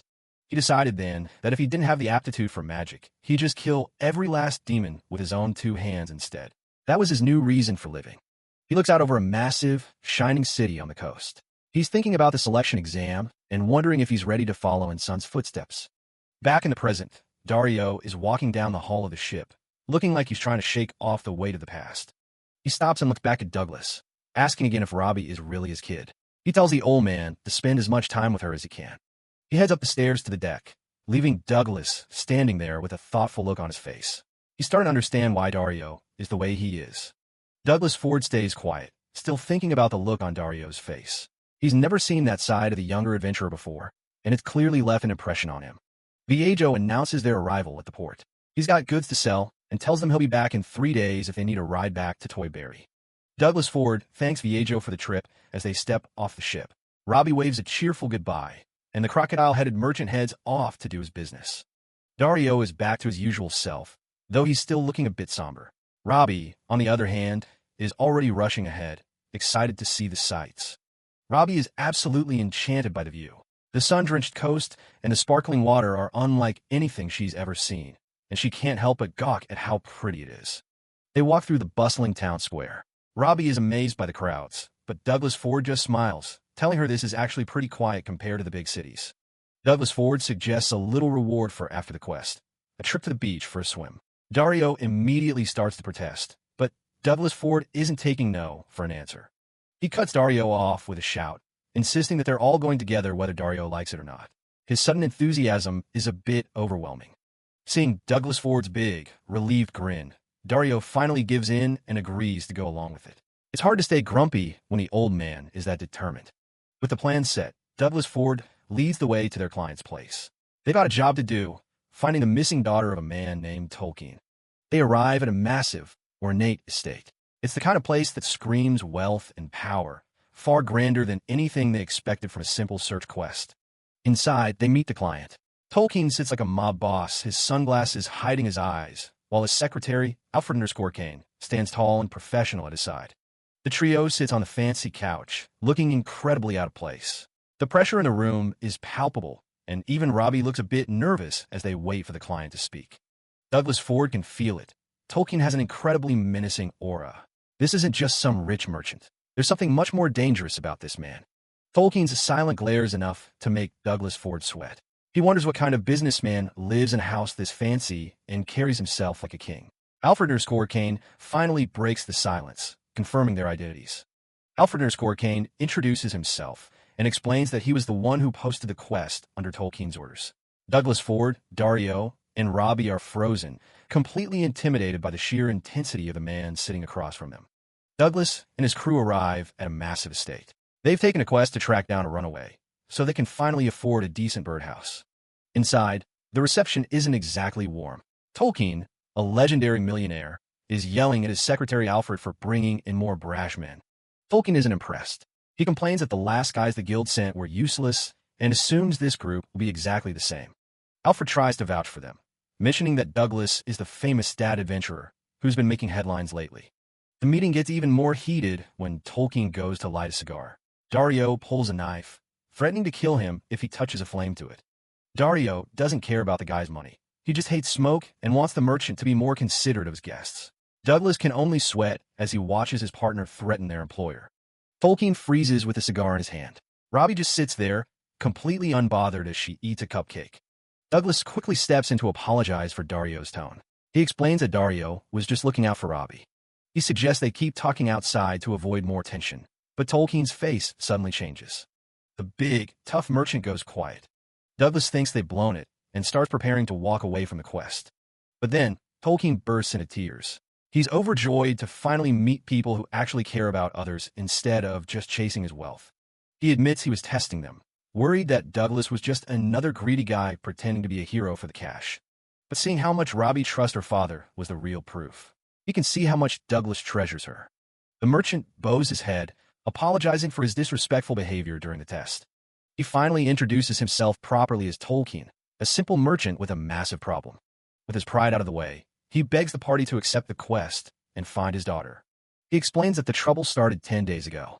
His daughter Bridget had just come back from magic school and said she wanted to go somewhere. He offered her money, and she threw it right back. Ever since his wife passed away, he's worked himself to the bone to make sure she'd always have a good life. They ended up arguing, and she left home right after. He regrets the things he said and asks Douglas to find her. Later, the group heads out to investigate. Dario is still grumbling, thinking the old man is just blinded by his own money. Douglas agrees that it's a mess, but he knows only Tolkien can actually fix the relationship with his daughter. As they walk, Douglas notices they have a tail. Tolkien is hiding behind a tree to keep an eye on them. Tolkien owns 3 massive hotels, and he's sure Bridget is hiding in one of them with the help of an illusionist. Checking every room would take too long, so Douglas gets ready to use his own magic. He casts Appraisal, sending out a massive pulse of light to scan the entire building. But the spell doesn't find anything. Dario starts to get annoyed as they strike out yet again. Douglas explains that the spell is just checking for any illusion magic in the area. While the adults talk, Robbie looks like she's just had a sudden realization. Dario finally snaps and tells Tolkien to just come out from behind the trees already. Tolkien jumps, caught red-handed. He stammers about just checking on his hotels. He eventually admits that they were right and that he shouldn't be worrying about work while his daughter is missing. He clenches his fist, begging to join the search party. Douglas asks if there are any other places she might be. Tolkien mentions he has 6 villas. He dismisses one of them immediately, thinking she'd never go to a little house like that.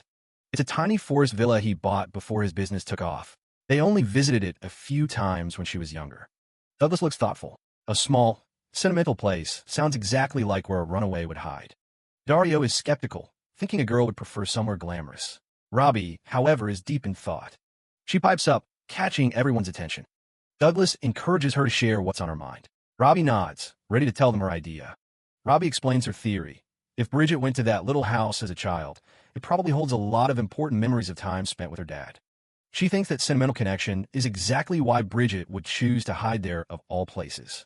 Douglas is genuinely impressed by her insight. Robbie can't help but beam under the praise. He turns to Tolkien, asking if there's anywhere else they might have visited. The merchant says no, that was the only place. Tolkien is still skeptical, wondering how a villa they haven't visited in years could be that important to her. Douglas gives him a look, noting that there's usually a lot more going on in a child's heart than parents realize. The group heads deep into the woods to find the old house. The trail leads them through a dense, quiet forest. Suddenly, Douglas stops in his tracks, his eyes narrowing. He orders everyone to stay back. Even though they're still a good distance from the villa, he senses something is wrong. He can see the magic in the air, a complex lost child illusion designed to keep people from finding their way. He kneels to examine the ground as the others watch, confused by the sudden halt. The merchant wonders how they got so far apart. Douglas explains that the entire forest has been covered in an illusion spell. Without a moment's hesitation, Douglas casts Dispel Illusion, unleashing a massive wave of magic that shatters the enchantment. Tolkien is stunned. Usually, breaking a spell of this scale requires special gear and a week of preparation, but Douglas did it in seconds. With the path clear, Dario spots their destination through the trees.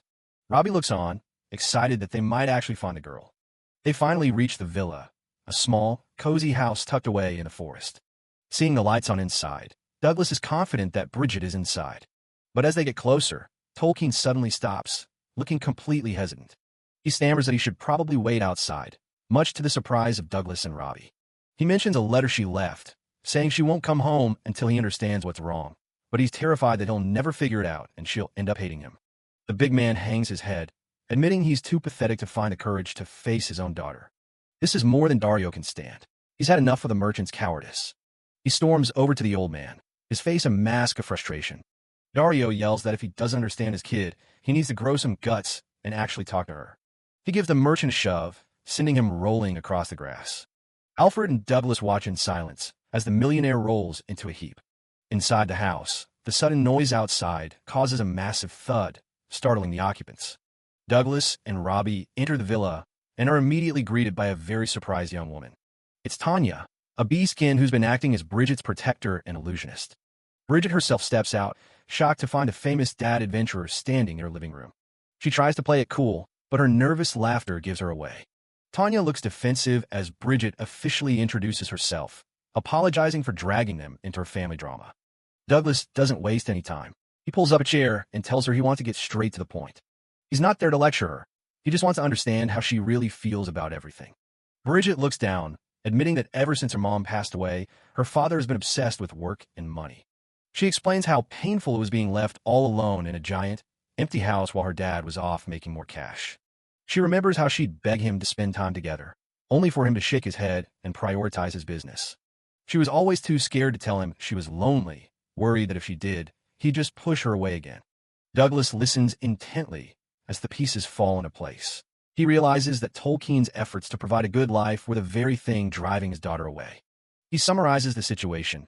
She ran away because she was lonely and felt like her father had no time for her.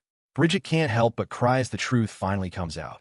Outside the villa, Tolkien lets out a loud, heart-wrenching wail that startles everyone inside. Bridget and Tanya are frozen in shock as they recognize the voice. Douglas looks down, knowing exactly what's about to happen. With a sharp snap of his fingers, Douglas casts Dispel Mirage, shattering the invisibility spell he had placed on the merchant. The sudden reveal leaves Bridget speechless. Her father had been standing right there, listening to every word she said. Douglas gives a small, knowing smile, admitting that he simply copied the trick Tanya had used to hide the house. Bridget is overwhelmed with embarrassment, her face turning bright red as she realizes her father heard her deepest secrets. Tolkien doesn't even try to hide his emotions. He falls to his knees, bawling as he begs for his daughter's forgiveness. He admits he was wrong to think that money and luxury could ever replace the love she lost when her mother died. He pleads with her to believe that every choice he made was intended to bring her happiness, even if he went about it the wrong way. Through his tears, he confesses that there was never a single day where he wasn't thinking about her well-being. A memory of simpler times flashes through Bridget's mind. Her father, though busy, always trying to provide for her even if it meant working late. Looking at the sobbing man, Bridget realizes that for all his wealth, her father is incredibly clumsy when it comes to understanding people's hearts.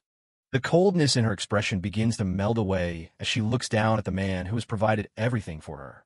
She finally speaks, her voice soft as she admits she always knew he cared, even if he was terrible at showing it.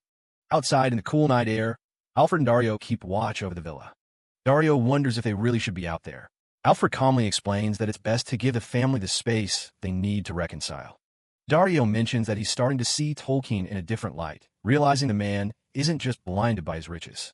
Alfred reveals a side of his master that few see. Tolkien uses his massive fortune to provide jobs and stability for countless orphans. He described how Tolkien works himself to exhaustion, sometimes going without sleep just to ensure a better future for children who have nothing. Dario is floored by the revelation that the old man, was once a legendary adventurer himself. Alfred admits he doesn't know the full story of why his master retired, whether it was for Bridget's sake or something else entirely. The butler clenches his hand as he recalls the warmth of the man who rescued him from the streets so many years ago. He tells Dario that Tolkien has always dedicated his life to helping others, no matter the cost to himself. A rare, genuine smile touches Alfred's lips as he thinks back on his master's kindness. He remembers the day he was found, a broken orphan who was given a second chance at life. Alfred places a hand on a nearby stone, lost in the memories of his past. He looks down at a simple necklace, his only connection to the life he lived before becoming Alfred. He admits that whenever he looks at it, he's filled with a strange sense of nostalgia for a life he almost forgot. Seeing the distant look in the butler's eyes, Dario asks if everything is all right. Alfred quickly brushes it off. Dario tries to hide his growing emotions, telling Alfred to shut up as the weight of the truth hits him. To his own surprise, Dario finds himself moved to tears by the butler's story. He looks at the man known as Alfred and whispers a name from the past. Son. He's overcome with relief that his old friend is still alive. Dario sits down, trying to process the fact that the person he's been traveling with is someone he once knew so well. He quietly apologizes for being so rough with Alfred's master earlier, now understanding the kind of man Tolkien truly is. Inside the house, Douglas and Robbie watch the reunion with quiet satisfaction, knowing they've helped mend a broken family. Alfred reflects on the irony of it all. How confronting someone face-to-face can be the most difficult and embarrassing thing in the world. As the sun begins to set over the horizon, a sense of peace finally settles over the forest villa. Tolkien's finally deciding to step back from the grind and spend some actual time with his daughter. He realized that while he was showering her with luxury, he was really just drowning in work and leaving her lonely. Tolkien's dead serious when he thanks Douglas. Without that quest, he never would have gotten this chance to bond with Bridget. Dario's not about the mushy talk and tells them to wrap it up just as the girls arrive. Robbie steps out in her new swimsuit looking a bit shy, while Bridget and Tanya encourage her to join in. Douglas is basically a puddle on the floor at this point, convinced his daughter is the cutest thing in the universe. They've landed at Tolkien's private beach, and it's a total paradise. Bridget thinks the swimsuit is adorable, but Robbie is more obsessed with the ribbon her dad picked out for her. She's loved ribbons ever since Douglas gave her that first one. Douglas is actually tearing up from the cuteness, and Dario isn't passing up the chance to call him an emotional old man. Alfred Kane offers to handle the gear so they can relax, while Robbie excitedly heads for the water. Tanya is staying fully covered despite the heat, admitting she's just not great with people staring at her or the sun. She hides under her hood, looking pretty overwhelmed. She gets curious and asks Douglas if he's secretly an illusion caster like her. She gets way too hyped, telling him his skills from the other day were way beyond what any normal adventurer could do. She backs off when she realizes she's in his personal space, while Robbie keeps drifting further out on a floatai. Douglas and Tolkien are just chilling, completely oblivious for a second. Robbie calls out to her dad as she hits deeper water, but Douglas just gives her a happy wave back. Tolkien's the first to notice the danger and shouts that she's caught in a rip current. The water's pulling Robbie away fast, and she starts panicking as she calls for help. The waves are picking up, and Robbie's looking pretty scared out there. Douglas is losing it, shouting for her as Dario tells the old man to buff him up so he can swim out. Douglas starts a standard chant, but gets frustrated. There's no time for that ritual stuff. He slams his hand down and unleashes Undine magic with raw power. Everyone on shore is completely stunned as the water starts to react. Robbie looks down and realizes the sea is literally splitting apart around her. She's just sitting there on her floatai at the bottom of a massive water canyon. Douglas doesn't waste a second, sprinting down the dry path to get to his daughter. He scoops her up just as the massive walls of water come crashing back together. They make it back, and Douglas is completely winded, but Robbie's just glad to be safe. He tells her it's fine as long as she's okay, while Robbie feels bad for causing such a scene. It turns out the legendary mage is a total disaster in the water without his magic. He actually can't swim at all. Later that night, Tolkien raises a glass to the adventurers and the safe return of his daughter. The whole banquet hall erupts in a massive cheer. Douglas and Robbie walk through the crowd, feeling a bit out of place with all the attention. Tolkien didn't hold back, throwing a massive banquet just to say thanks. Douglas takes a moment to appreciate the peace, seeing Alfred and Dario finally getting to enjoy some good food. Robbie's eyes light up when she sees the spread. She goes straight for the giant grilled shrimp and takes a massive bite. Douglas is just happy she's eating well, asking if she wants him to grab some more meat. Robbie stops him, wanting to make sure her dad gets to eat something delicious too. She offers him a bite with the biggest smile, and Douglas is totally caught off guard by how sweet she is. Robbie is determined to feed her dad, and honestly, the crowd is eating up how adorable they are. Douglas just goes with it and takes a massive chomp, even if he's dying of embarrassment. She asks him if it's yummy with a big grin, and he can't really say no with a face full of food. Robbie is just glad he's enjoying it, while Douglas looks like he might have bitten off more than he can chew. He gives her a warm smile, feeling lucky to have such a sweet kid. But the peaceful moment gets cut short when someone shouts his name from the crowd. It's that persistent journalist, Mira. She's been tracking them ever since that Kraken mess in the harbor. She's already snapping photos, and Douglas is looking like he'd rather be anywhere else right now. Tolkien isn't having any of it. He storms over and starts tearing into her for bothering his guests. He screams that ruining a hero's banquet is inexcusable, especially when Douglas has done so much for them. The rest of the guests back him up, and Mira is quickly realizing she's not welcome here. Tolkien apologizes for the mess, though he's still looking pretty heated about the whole thing. He tells Douglas he's heard about the rough patch he's been through from one of his informants. Douglas is genuinely touched that someone of Tolkien's status would go out of his way to be so considerate. Douglas mentions he'll have to deal with the journalist back in the city, but he's still worried about the stalking. Tolkien just turns to Alfred_Kane and asks who the guy's boss is, telling him to make the arrangements. The way Tolkien and Alfred_Kane are grinning at each other. Let's just say that journalist's career might be over. With the trouble handled, the banquet goes on without another hitch, and everyone gets back to enjoying the night. The day finally comes to leave Toyberry, and a ship is prepped and ready in the harbor. On the deck, it's time for Douglas and Dario to head their separate ways. Dario's not one for small talk. He wants to know what Douglas is going to do about Alan Drummond once they're back. Douglas admits he's been torn about it, not sure if facing the guy who cursed him is actually a good idea. But he's realized that if he doesn't face Alan, he'll never truly understand why things ended the way they did. He looks back and remembers that, despite everything, he actually liked traveling with the guy back then. He's made up his mind. He's going to find Alan and get the truth out of him. Dario gives him a knowing smirk, clearly thinking that facing the past is the right call. As for Dario, he's sticking to solo quests for now, figuring their paths will probably cross again soon enough. They stand there for a moment, two old comrades finally finding some common ground. Dario reflects on the old days, admitting he barely even talked to the rest of the party back then. Even so, the group always seemed so tight-knit whenever they were out on a quest. They just had this bond that made them feel like they were going to stay close forever. Douglas gives a soft yeah, lost in the memory for a second. The ship starts moving, and everyone's gathered on the dock to see them off. Tolkien is shouting for them to visit again as Bridget, Tanya, and Alfred_Kane wave goodbye. Douglas and Robbie wave back, making sure to thank everyone for the hospitality. Dario gives a casual see ya as he heads off to his own next adventure.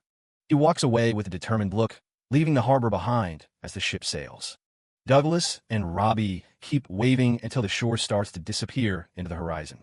A few days later, Dario finds himself walking through a graveyard in a ruined part of the country. He's carrying a heavy pack, his eyes fixed on the path ahead. He stands in front of the ruins, whispering that it's been way too long since he last visited. He sits down by the grave markers, apologizing to his fallen friends for taking so long to make up his mind. Dario reflects on his journey, joining the hero party, defeating the Demon King, and eventually walking away from it all. He thinks about Douglas, that old man he hasn't seen in forever, who's somehow gotten stronger and found a kid to live for. He admits that he only became an adventurer for his fallen friends, still carrying the weight of their memory. Dario stands in the ruins of the past, wishing he'd been stronger then so he could protect the innocent now. As the sun sets, he keeps his secrets close, choosing to leave certain people in the dark for their own happiness. He looks at a memento of sun, glad the man found a place where he truly belongs, far away from the shadows of their old life. Dario vows never to forget them, deciding to change his mindset and fight to keep the world safe for people like Sun. He taps a grave marker, remembering a similar sentiment once shared by that gloomy hero they used to travel with. Suddenly, the air shifts, and Dario's eyes widen as a familiar, chilling presence approaches through the mist. A silhouette looms in the distance, a figure that shouldn't be here in this forgotten place. Dario is completely caught off guard, his voice failing him as he stares at the intruder. It's Alan Drummond, appearing like a ghost from the past, his expression unreadable and cold. Before Dario can react, a hand reaches out, and the ground begins to tremble with a terrifying power. Back on the open sea, The ship hits a massive wave, jolting everyone on board as it plunges through the water. The Ajo nearly loses his balance, grumbling about more tentacles, while Douglas and Robbie hold on tight. Douglas looks back toward the horizon, his thoughts drifting to Dario and the path he's chosen to walk alone. Back at the ruined village, the wind whips around Dario as he stands at the edge of a sudden, violent change. A massive crater has opened up where the graveyard once stood, leaving nothing but a barren, smoking wasteland. The devastation is absolute, a giant black void carved into the earth by an incomprehensible force. Dario peers into the depths of the hole, his mind racing as he tries to make sense of the future Alan spoke of. He recalls the moment of impact, a flash of power that nearly wiped him out where he stood. The edge of the cliff is crumbling, a stark reminder of how close he came to joining his friends in the earth. He stares at the silent, empty pit, the weight of the destruction settling heavily in his chest. "What the hell just happened?" he whispers, the reality of the situation finally starting to sink in. He sits among the rubble, wondering how he's even still alive after being crushed by such a force. Dario pushes himself up, battered but determined to find his way out of the wreckage and track down that bastard Alan. Elsewhere, Alan Dramoon stands silent, his dark gaze fixed on some distant goal only he understands. His eyes are cold and hollow, a far cry from the hero he was once supposed to be. Dario looks back one last time, still struggling to believe that the man responsible for this was really his old comrade. Meanwhile, Douglas and Robbie arrive at the massive gates of Balzac, where even the stone pillars have a personality. The sentient pillar greets Douglas by name, informing him that his reward has been left at a nearby shop. Robbie is absolutely mesmerized by the talking stone, while Douglas just chuckles, promising her even bigger surprises inside. The shop doors creak open, revealing a world that looks like it was pulled straight out of a child's dream. Robbie gasps in awe as she steps into a wonderland of giant pancakes, cupcakes, and towering sweets. She's never seen anything like it. It's a magical item store that feels more like a candy-coated paradise. Douglas watches her excitement with a satisfied smile, glad he decided to bring her here despite the store's eccentric renovations. A cheerful voice welcomes them, explaining that they've gone a bit overboard with the new, special renovations. Two young shop owners approach, and a shy Robbie tries her best to be polite while surrounded by giant lollipops. Douglas introduces her to Esther and Carrie, the whimsical pair who run this magical sanctuary. Douglas explains that despite their youthful looks, the shopkeepers are actually quite a bit older than him. One of the girls jokingly takes offense at the age comment, while Douglas internally considers just letting the expensive bird he bought fly away. The shopkeepers are losing it, explaining that the cuckoo bird is a top-tier defensive item usually reserved for protecting actual princesses. Douglas is sweating, wishing he'd told them to keep their mouths shut about how pricey the thing was in front of his daughter. Robbie looks a bit worried about the cost, but Douglas tells her not to look at him like that. He did it because he wanted to. He kneels down, explaining that for a parent, nothing matters more than their child's safety. He thinks back to when he first became an adventurer and his mother bought him a shield, even though they weren't wealthy. Back then, he felt like a burden, but now that he's a father, he finally gets that she just wanted to support her son. He gently pats Robbie's head, reinforcing the bond they've built. He calls her his princess and promises that he's going to protect her. Robbie is absolutely beaming, her eyes full of happiness at hearing those words. The shopkeepers tease him for being such a doting parent before heading off to grab the item. They present the cuckoo bird with a loud ta-da, catching Douglas off guard. The little bird actually talks, introducing itself and shocking Robbie. The bird flies up and settles right on top of Robbie's head, declaring its intent to protect her. She's thrilled and shows off her new companion to Douglas, who gives a proud nod. They head outside so the shopkeepers can demonstrate exactly how the bird works. The girls lead the way, telling everyone to just follow along. Suddenly, a massive stone golem rumbles into existence right in front of them.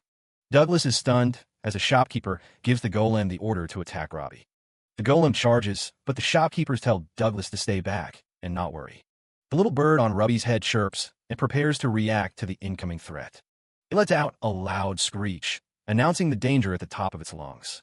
As the golem swings a massive fist, the bird activates its primary defensive function. A bright flash of magic shoots out from the bird to intercept the golem's arm. The impact is huge, shattering the golem's stone limb in an instant. Douglas can't believe it. It just destroyed the toughest special magical ore in one hit. The bird hovers protectively, showing off its incredible power. The golem is completely neutralized, falling apart into harmless pieces. The shopkeepers explain that the bird takes appropriate action based on the danger it faces. They mention the bird needs to be recharged with magic every 3 days, suggesting it's good practice for his daughter. Douglas starts to feel a bit awkward as a certain detail crosses his mind. Robbie quietly admits that she can't actually use any magic yet. She looks down, feeling a bit discouraged about her lack of aptitude. The girls are impressed she spoke up for herself and say they have just the thing to help. Later that night, the group settles into their new home in the city. Inside, the place is warm and lively, a perfect spot to relax. Douglas tells Robbie that her new outfit really suits her. She's wearing a tiny witch costume, looking like a real little mage. Douglas is surprised at how effective the magic learning kit seems to be. He tells her to try reading the textbook and promises to help her with any hard words. As she starts reading, the book begins to glow, catching her completely by surprise. Douglas mentions that the magic textbook has gimmicks built in to keep kids entertained. Robbie starts reading through the first chapter, taking her first real steps into learning magic. The book explains that she needs to get to know the magic inside her and visualize it flowing into the wand. Different glow colors mean different things: red for fire magic and blue for water. Douglas reads along, noting that awakening your inner magic can be pretty tough for beginners. If you try to cast spells that don't match your compatibility, you'll just end up making things harder on yourself. The real trick is surrendering your body to the current of magic, but that's easier said than done. He remembers what they told him back in Elf Forest. Robbie might be subconsciously suppressing her own power. He notices she's looking a bit hesitant and asks her what's wrong. She admits she's scared of failing again, especially after he went out of his way to buy her this kit. Douglas knows that the fear of failing over and over can be completely overwhelming. He wonders what he can do to give her the support she needs to get through this hurdle. He tells her that his own potential skill power was only 900, way below the average of 3,000. He admits he failed hundreds of times for every single skill he ever tried to learn. He assures her that it's okay to fail and that he'll stay with her until the fear finally goes away. Feeling more determined, Robbie grips the wand with a newfound sense of purpose. She takes a deep breath and declares that she's going to give it her absolute best shot. Douglas watches over her, rooting for his daughter as she prepares to try again. The book instructions tell her to direct the magic welling up inside right into the tip of the wand. Robbie closes her eyes and focuses all her concentration on that one single task. According to the guide, her fingertips should start feeling warm as the magic begins to move. She doubles down on her focus, blocking out everything else around her. Suddenly, a loud crackle rings out, startling both of them. A brilliant display of magical sparks erupts from the wand, lighting up the whole room. Robbie's face lights up with pure joy as she realizes she actually did it. Douglas is beaming, confirming that he can see the results of her hard work too. He's amazed to see so many different colors swirling together in her magic. It turns out she has an aptitude for all sorts of different elements, just like he does. He picks her up in a big hug, telling her just how amazing she is. Robbie is over the moon, cheering along with her dad as they celebrate her big win. Even though she hasn't fully awakened yet, just channeling the magic is a huge breakthrough. The next day, things are looking bright as they get ready for a little outing. Robbie's new friend Diana stops by, excited to head out and play for the day. Robbie is wearing a dark hair disguise to keep a low profile, though Ahab still can't believe Douglas spent so much on that protective bird. Ahab admits that if it buys him peace of mind, then maybe it was worth it after all. Then he notices Douglas is also wearing a ridiculous wig and fake beard and asks why he's in a disguise too. Douglas insists he won't get in their way. He just wants to make sure they're safe without being spotted. He's taking no chances, planning to use illusion spells and high-range alert skills to track them from 300 meters away. He waves goodbye and slips away, leaving Ahab completely speechless. The city is as busy as ever, with people everywhere going about their day. The girls skip along through the market, totally unaware that they're being followed by an overprotective father. Douglas stays on high alert, still worried about the assassin and determined to keep them safe. Douglas realizes he's probably following too closely and decides he should start heading back before he gets spotted. Nearby, the girls are having a great time playing with some local cats, completely oblivious to him. Suddenly, he senses someone behind him and whips around with a terrifying expression, demanding to know what business they have with his daughter. It turns out to be Mira from Downtown Press, who is shocked to find Sir Douglas in such a ridiculous getup. Douglas is immediately annoyed, telling her to quit it already, while Mira is falling over herself to apologize for the scare. She tells him that a lot of changes happened at her company while she was away on her last assignment. She reveals that Sir Tolkien has taken over as the CEO of Boisterous Press, which comes as a huge surprise to Douglas. Because of the new management, Mira has been demoted and is being transferred far away from the city of Balzac. She couldn't find Douglas to talk about it, so she admits she was desperate enough to try and ask Robbie for help. Douglas is visibly upset, unable to believe she was actually planning to drag his young daughter into her workplace drama. Mira quickly backs down, admitting that she was being incredibly selfish and didn't stop to think about how he would feel. She looks genuinely miserable as she realizes the trouble she's caused him by being so persistent. To try and make things right, she hands him a photo she took of Robbie without his permission. She explains it was never released because her Tolkien vetoed the article, and now she wants him to have it as she says her goodbyes. Douglas grumbles that she really was selfish for writing those articles in the first place, but his gaze softens as he looks at the picture. It's an adorable shot of Robbie happily eating, and he can't help but smile at how wonderful she looks in the photo. He tells her that he'll treasure it, a small gesture that seems to bring Mira a little bit of comfort. With a final, respectful bow, Mira heads off to start her new job in another city. Douglas gets back to his undercover work, though he's feeling a bit shaken because he really doesn't like confrontations. He looks back toward where the girls were playing, but they've already moved on to another part of the town. He navigates through the bustling streets, trying to pick up their trail again before they get too far. He spots them heading out toward the outskirts and realizes he needs to catch up quickly to keep them in his sight. He uses his skills to leap across the rooftops, soaring through the air with a determined look on his face. Down below, a man points up in shock, shouting about a flying pervert zooming over their heads. He finally finds the girls in a beautiful field of flowers and watches from a distance as they start picking them. He hides behind a corner, huffing and puffing from the exertion, and happens to overhear their sweet conversation. Robbie is holding a bunch of flowers, wondering out loud if her dad will like them, since he's always doing so much for her. Diana smiles and offers to teach her how to make a flower crown, while Douglas is moved to tears by his daughter's thoughtfulness. He decides he's seen enough and that it's time to stop spying. He'll turn off his alert skill and head back to the inn. He walks away, wiping his eyes and feeling like a bit of softy for crying so easily these days. As he heads back, he passes a mysterious hooded figure walking in the opposite direction. The stranger is coughing violently, sounding like they're in really bad shape as they trudge along. As the figure walks away, a few drops of dark blood fall from their hand onto the dusty ground.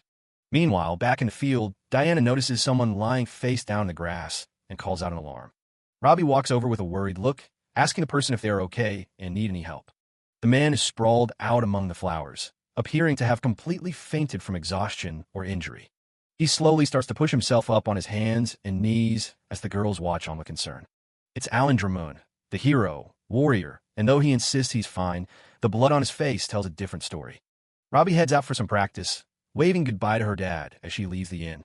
Douglas watches her go, noting that she's come a long way with her channeling, but her subconscious is still holding the actual magic back. Out in a field of flowers, Robbie points her wand and yells for sunshine magic, but absolutely nothing happens. Her friend Diana is lounging nearby and asks why she's so obsessed with learning magic in the first place. Robbie admits she just wants to be useful to her dad, making Diana wonder if her own parents would be happy if she helped out too. Robbie gives her a huge smile and promises that they definitely would. That's all the encouragement Diana needs to get hyped up. Back at his desk, Douglas is looking over a map, frustrated that his search for Alan isn't going anywhere. The reports are a mess. Alan was apparently spotted in 2 different cities at the exact same time. It doesn't make sense since there aren't any spells or tools that allow for instant travel like that. Douglas thinks Alan might be getting weaker, despite rumors of him being healthy. He suspects someone is impersonating Alan to hide his weakness, showing the hero fighting a giant bull monster. The hero makes a big show of his strength to keep the rumors of his weakness at bay. Whoever is behind the mask seems pretty satisfied with how the deception is playing out. Suddenly, Diana bursts out of the tavern doors, crying and calling her dad a jerk. She's heartbroken, sobbing about how she only wanted to do her best to help the business. Douglas finds Robbie and asks what happened to upset their friend so much. Robbie explains that Diana wanted to serve some customers, but her dad wouldn't let her. Cut to Ahab, who looks like he's just finished some heavy lifting and isn't in a great mood. Douglas realizes that Diana is strictly forbidden from being in the shop during business hours. He approaches the big guy and asks if Diana could at least help with something simple like cleaning. Ahab doesn't budge, reminding Douglas that this is a serious adventurer's inn, not a daycare. He explains that his customers are people who put their lives on the line every day. To him, bringing a kid into that environment would be disrespectful to his guests and his profession. Mocha pulls Douglas aside to apologize, explaining that while Ahab is stubborn, his heart is in the right place. She points out the practical issues, like the steep stairs and the fact that most customers wouldn't even see a kid that short. Douglas can see that Ahab's refusal comes from a mix of professional pride and a father's worry. Still, he knows Diana just wanted to follow in her parents' footsteps because she looks up to them so much. He hates seeing her good intentions get shot down like that and starts brainstorming a solution. He stares at his glass of water for a second before a new idea finally clicks. He points out that the tavern only opens in the evenings, meaning the space is empty all day. Mocha and Ahab listen as he lays out his plan and are actually willing to give it a shot. Diana is stunned when she hears the news, practically vibrating with excitement. Douglas turns to Robbie and asks if she'd like to join in on the fun as well. He asks the girls if they'd be interested in opening up their very own little shop. The two girls look at each other, their eyes lighting up at the possibility. Diana is ready to go, shouting that she definitely wants to try. 2 days later, the girls are hard at work, carefully hauling baskets filled with fresh lemons. They march down the path together, counting their steps as they head toward their new venture. Diana checks in on Robbie, worried that this new job might be cutting into her magic practice time. Robbie tells her not to worry about it, admitting she was just happy Diana stayed by her side while she was training. She gives a sweet smile, saying she really just wanted a chance to help her friend out for once.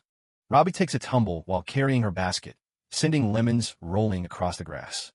A pale hand reaches down to retrieve one of the fallen fruits. The mysterious stranger looks down at them with a tired, sickly expression.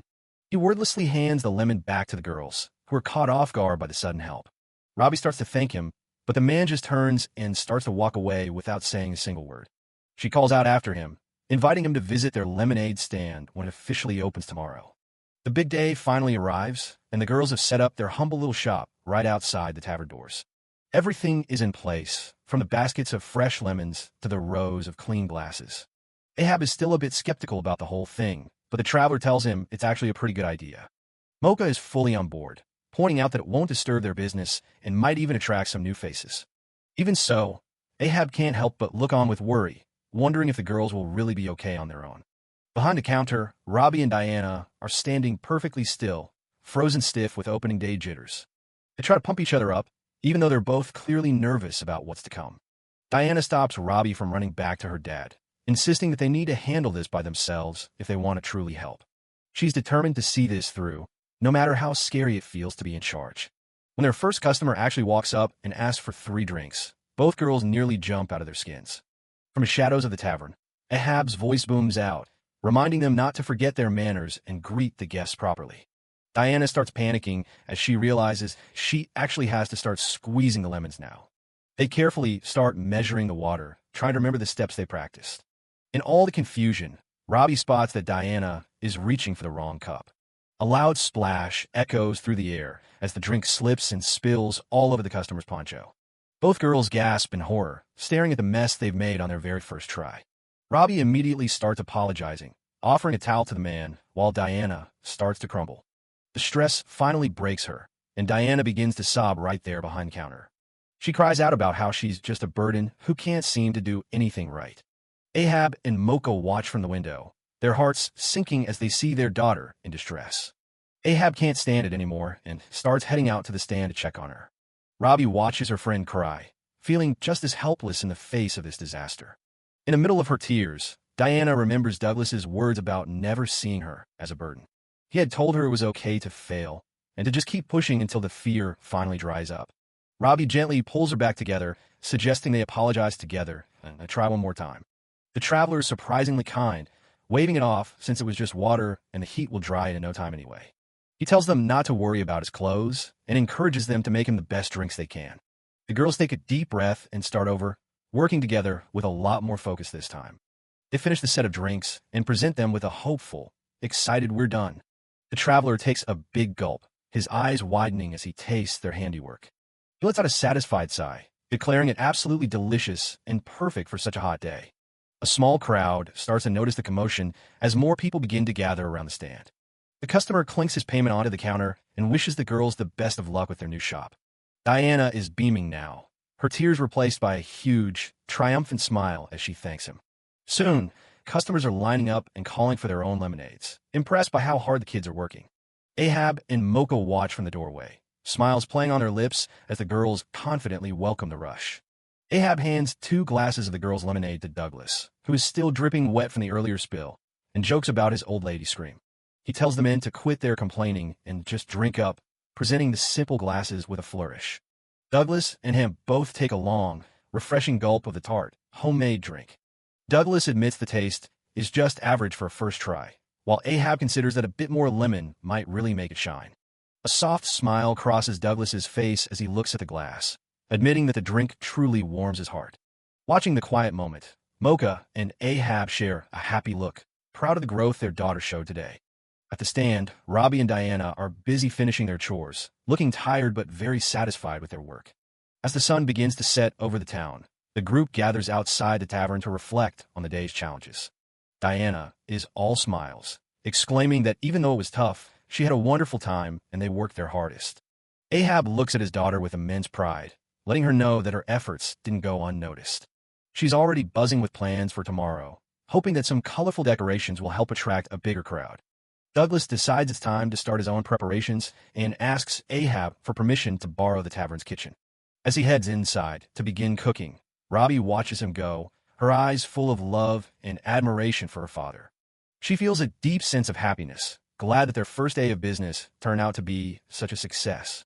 Soon, the tavern kitchen is filled with a wonderful, savory aroma of meat sizzling over a hot flame. Ahab presents a massive, steaming roast to the common room, sparking a raucous celebration among the hungry adventurers.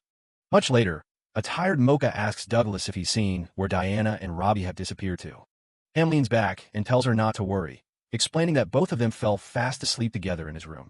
He suggests they just let the girls be, since they're surely worn out after such a busy and emotional day.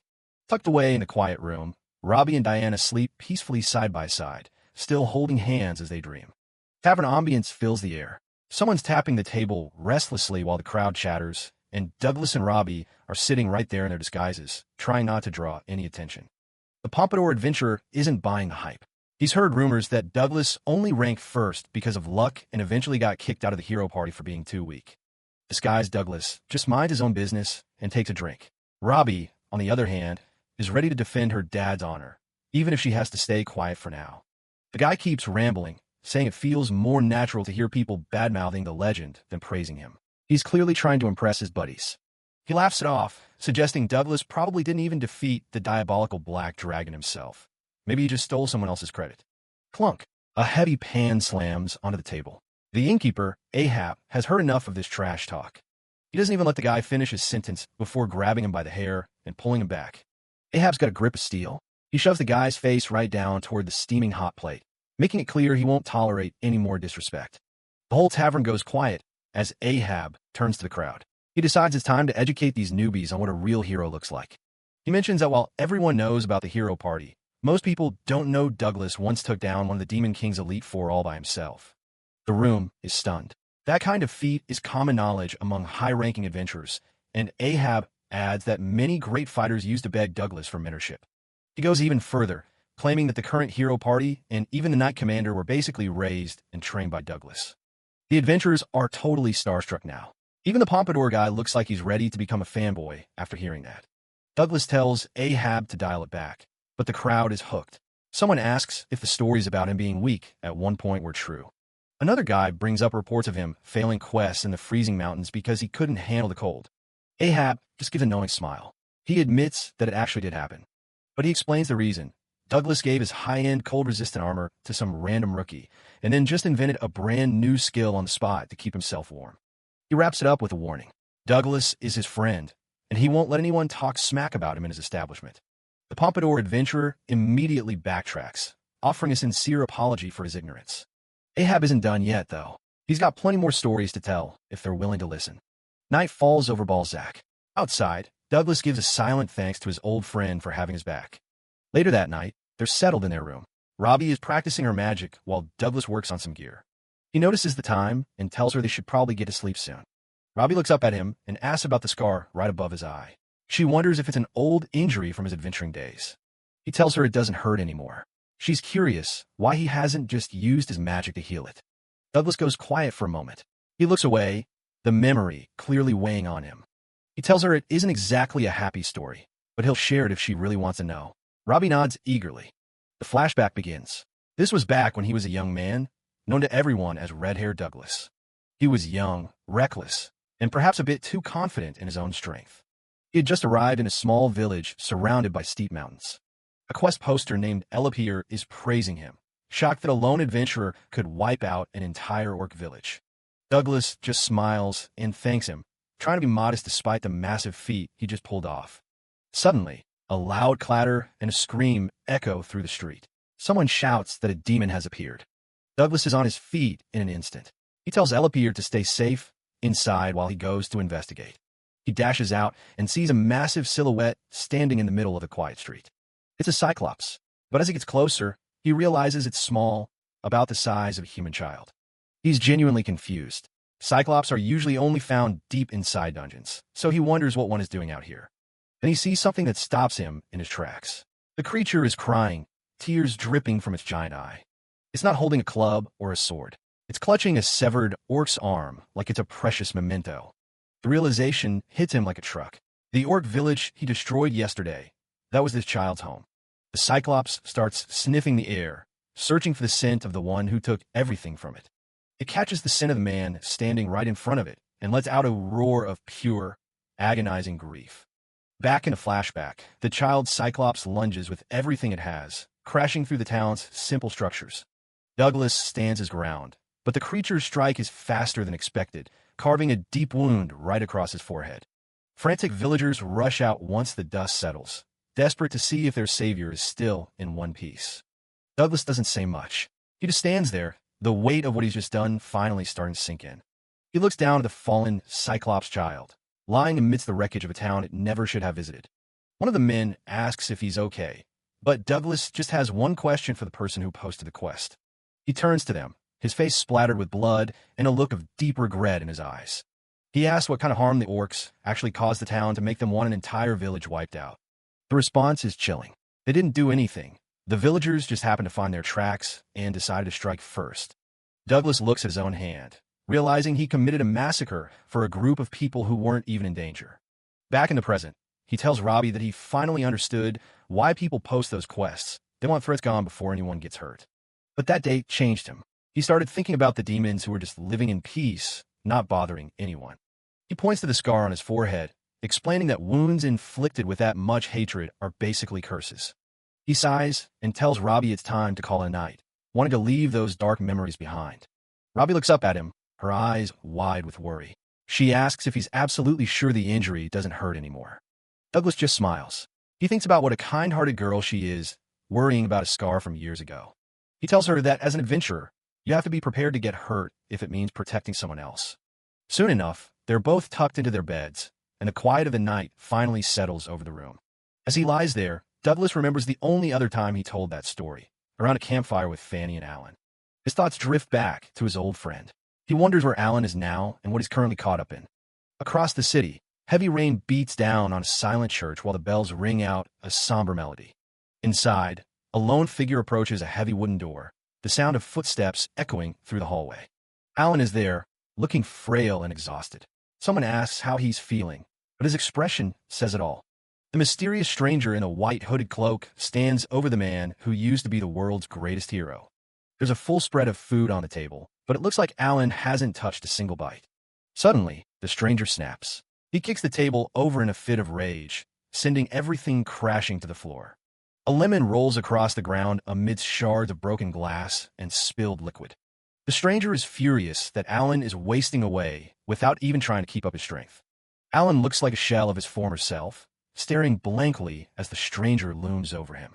The stranger drops the news. Douglas Ford has returned to the city, and he's not alone. He asks Alan if he's planning to go confront his old mentor directly, but Alan just stays silent. He reminds Alan that no matter how strong a human is, every single one of them has a weakness. He mentions how surprised he was to find out that Douglas actually has a daughter now. He hands Alan a magic item, telling him to use it to contact him immediately if he ever crosses paths with the girl. The stranger vanishes back into the shadows, leaving Alan alone with the weight of his own secrets. The next morning, the sun peeks over the rooftops of Balzac, bringing a deceptive sense of peace to the city. Out in a clearing, Robbie is practicing her magic by herself, trying to manifest even a spark of power. She waves her wand and shouts for sunshine, but nothing happens except for a faint, pathetic sound. Hello. Robbie jumps at the sudden voice and sees the mysterious stranger standing just a few feet away. He's been watching her for a while now, his sunken eyes fixed on the small girl in the wizard hat. He asks her point blank if she's unable to use magic, catching her completely off guard. Robbie stammers out a response, admitting that she can only channel the mana, but can't actually cast anything yet. The mysterious stranger looks down at Robbie, explaining that every living creature has mana veins running through their bodies like blood vessels. He continues, telling her that magic isn't just for powerful beings, it's a part of humans, demons, and everything else in the universe. Robbie listens in awe as he reveals that her magic isn't gone. It's simply sleeping deep within her body, waiting to be awakened. He speaks with a strange intensity, trying to convince her that magic itself isn't something to be feared, but something meant to help her. He leans in closer, his voice dropping to a whisper as he asks what exactly it is that she's so afraid of. Robbie freezes, her eyes widening in realization as he asks point blank if she's just scared of her own power. A sudden memory flashes through her mind, the cold rain falling as she stood alone, feeling the weight of a power she didn't understand. She remembers the feeling of being trapped in a world of her own magic, a small child lost in a storm she couldn't control. The stranger's explanation is cut short by a violent, wet cough that sends a spray of dark blood onto the grass. Before Robbie can even react, he collapses onto the ground, his strength finally giving out in the middle of the field. "Hey, mister, what's wrong?" Robbie cries out, rushing to his side as he continues to choke and cough up blood. She tells him to wait there, promising that her dad can heal him if she just goes to get help. The stranger just shakes his head weakly, his voice a ragged rasp as he tells her that no one in this world can heal him. Robbie won't listen, insisting that her dad is a grand healer who has fixed far worse injuries than this before. Her eyes shine with pride as she tells him that her dad is amazing and has even managed to defeat a massive dragon. At the mention of the dragon, the stranger's eye snaps open, a flicker of something dark and desperate crossing his face. He remembers the news. The legendary dad adventurer who took down the diabolical dragon had finally returned to Balzac. Robbie stands tall, clutching her star-topped wand as she prepares to go get her father, her heart full of belief in his power. The stranger stays hunched over in the rain, the hood of his cloak casting a deep shadow over his trembling form. Robbie pauses, looking at him curiously as she asks if the dark hair poking out from under his hood is part of some kind of disguise. In that moment, a fragment of a memory resurfaces in the stranger's mind, a hand reaching out in the rain, driven by a long-lost wish. He remembers the days when they were young, Douglas and Fanny, always together as they pursued the life of adventurers. He remembers the look on Douglas's face as he spoke about the sacrifices a hero must be willing to make for others. The memory is a painful blur of a past he can't return to, a desperate grasp for a friendship that was broken long ago.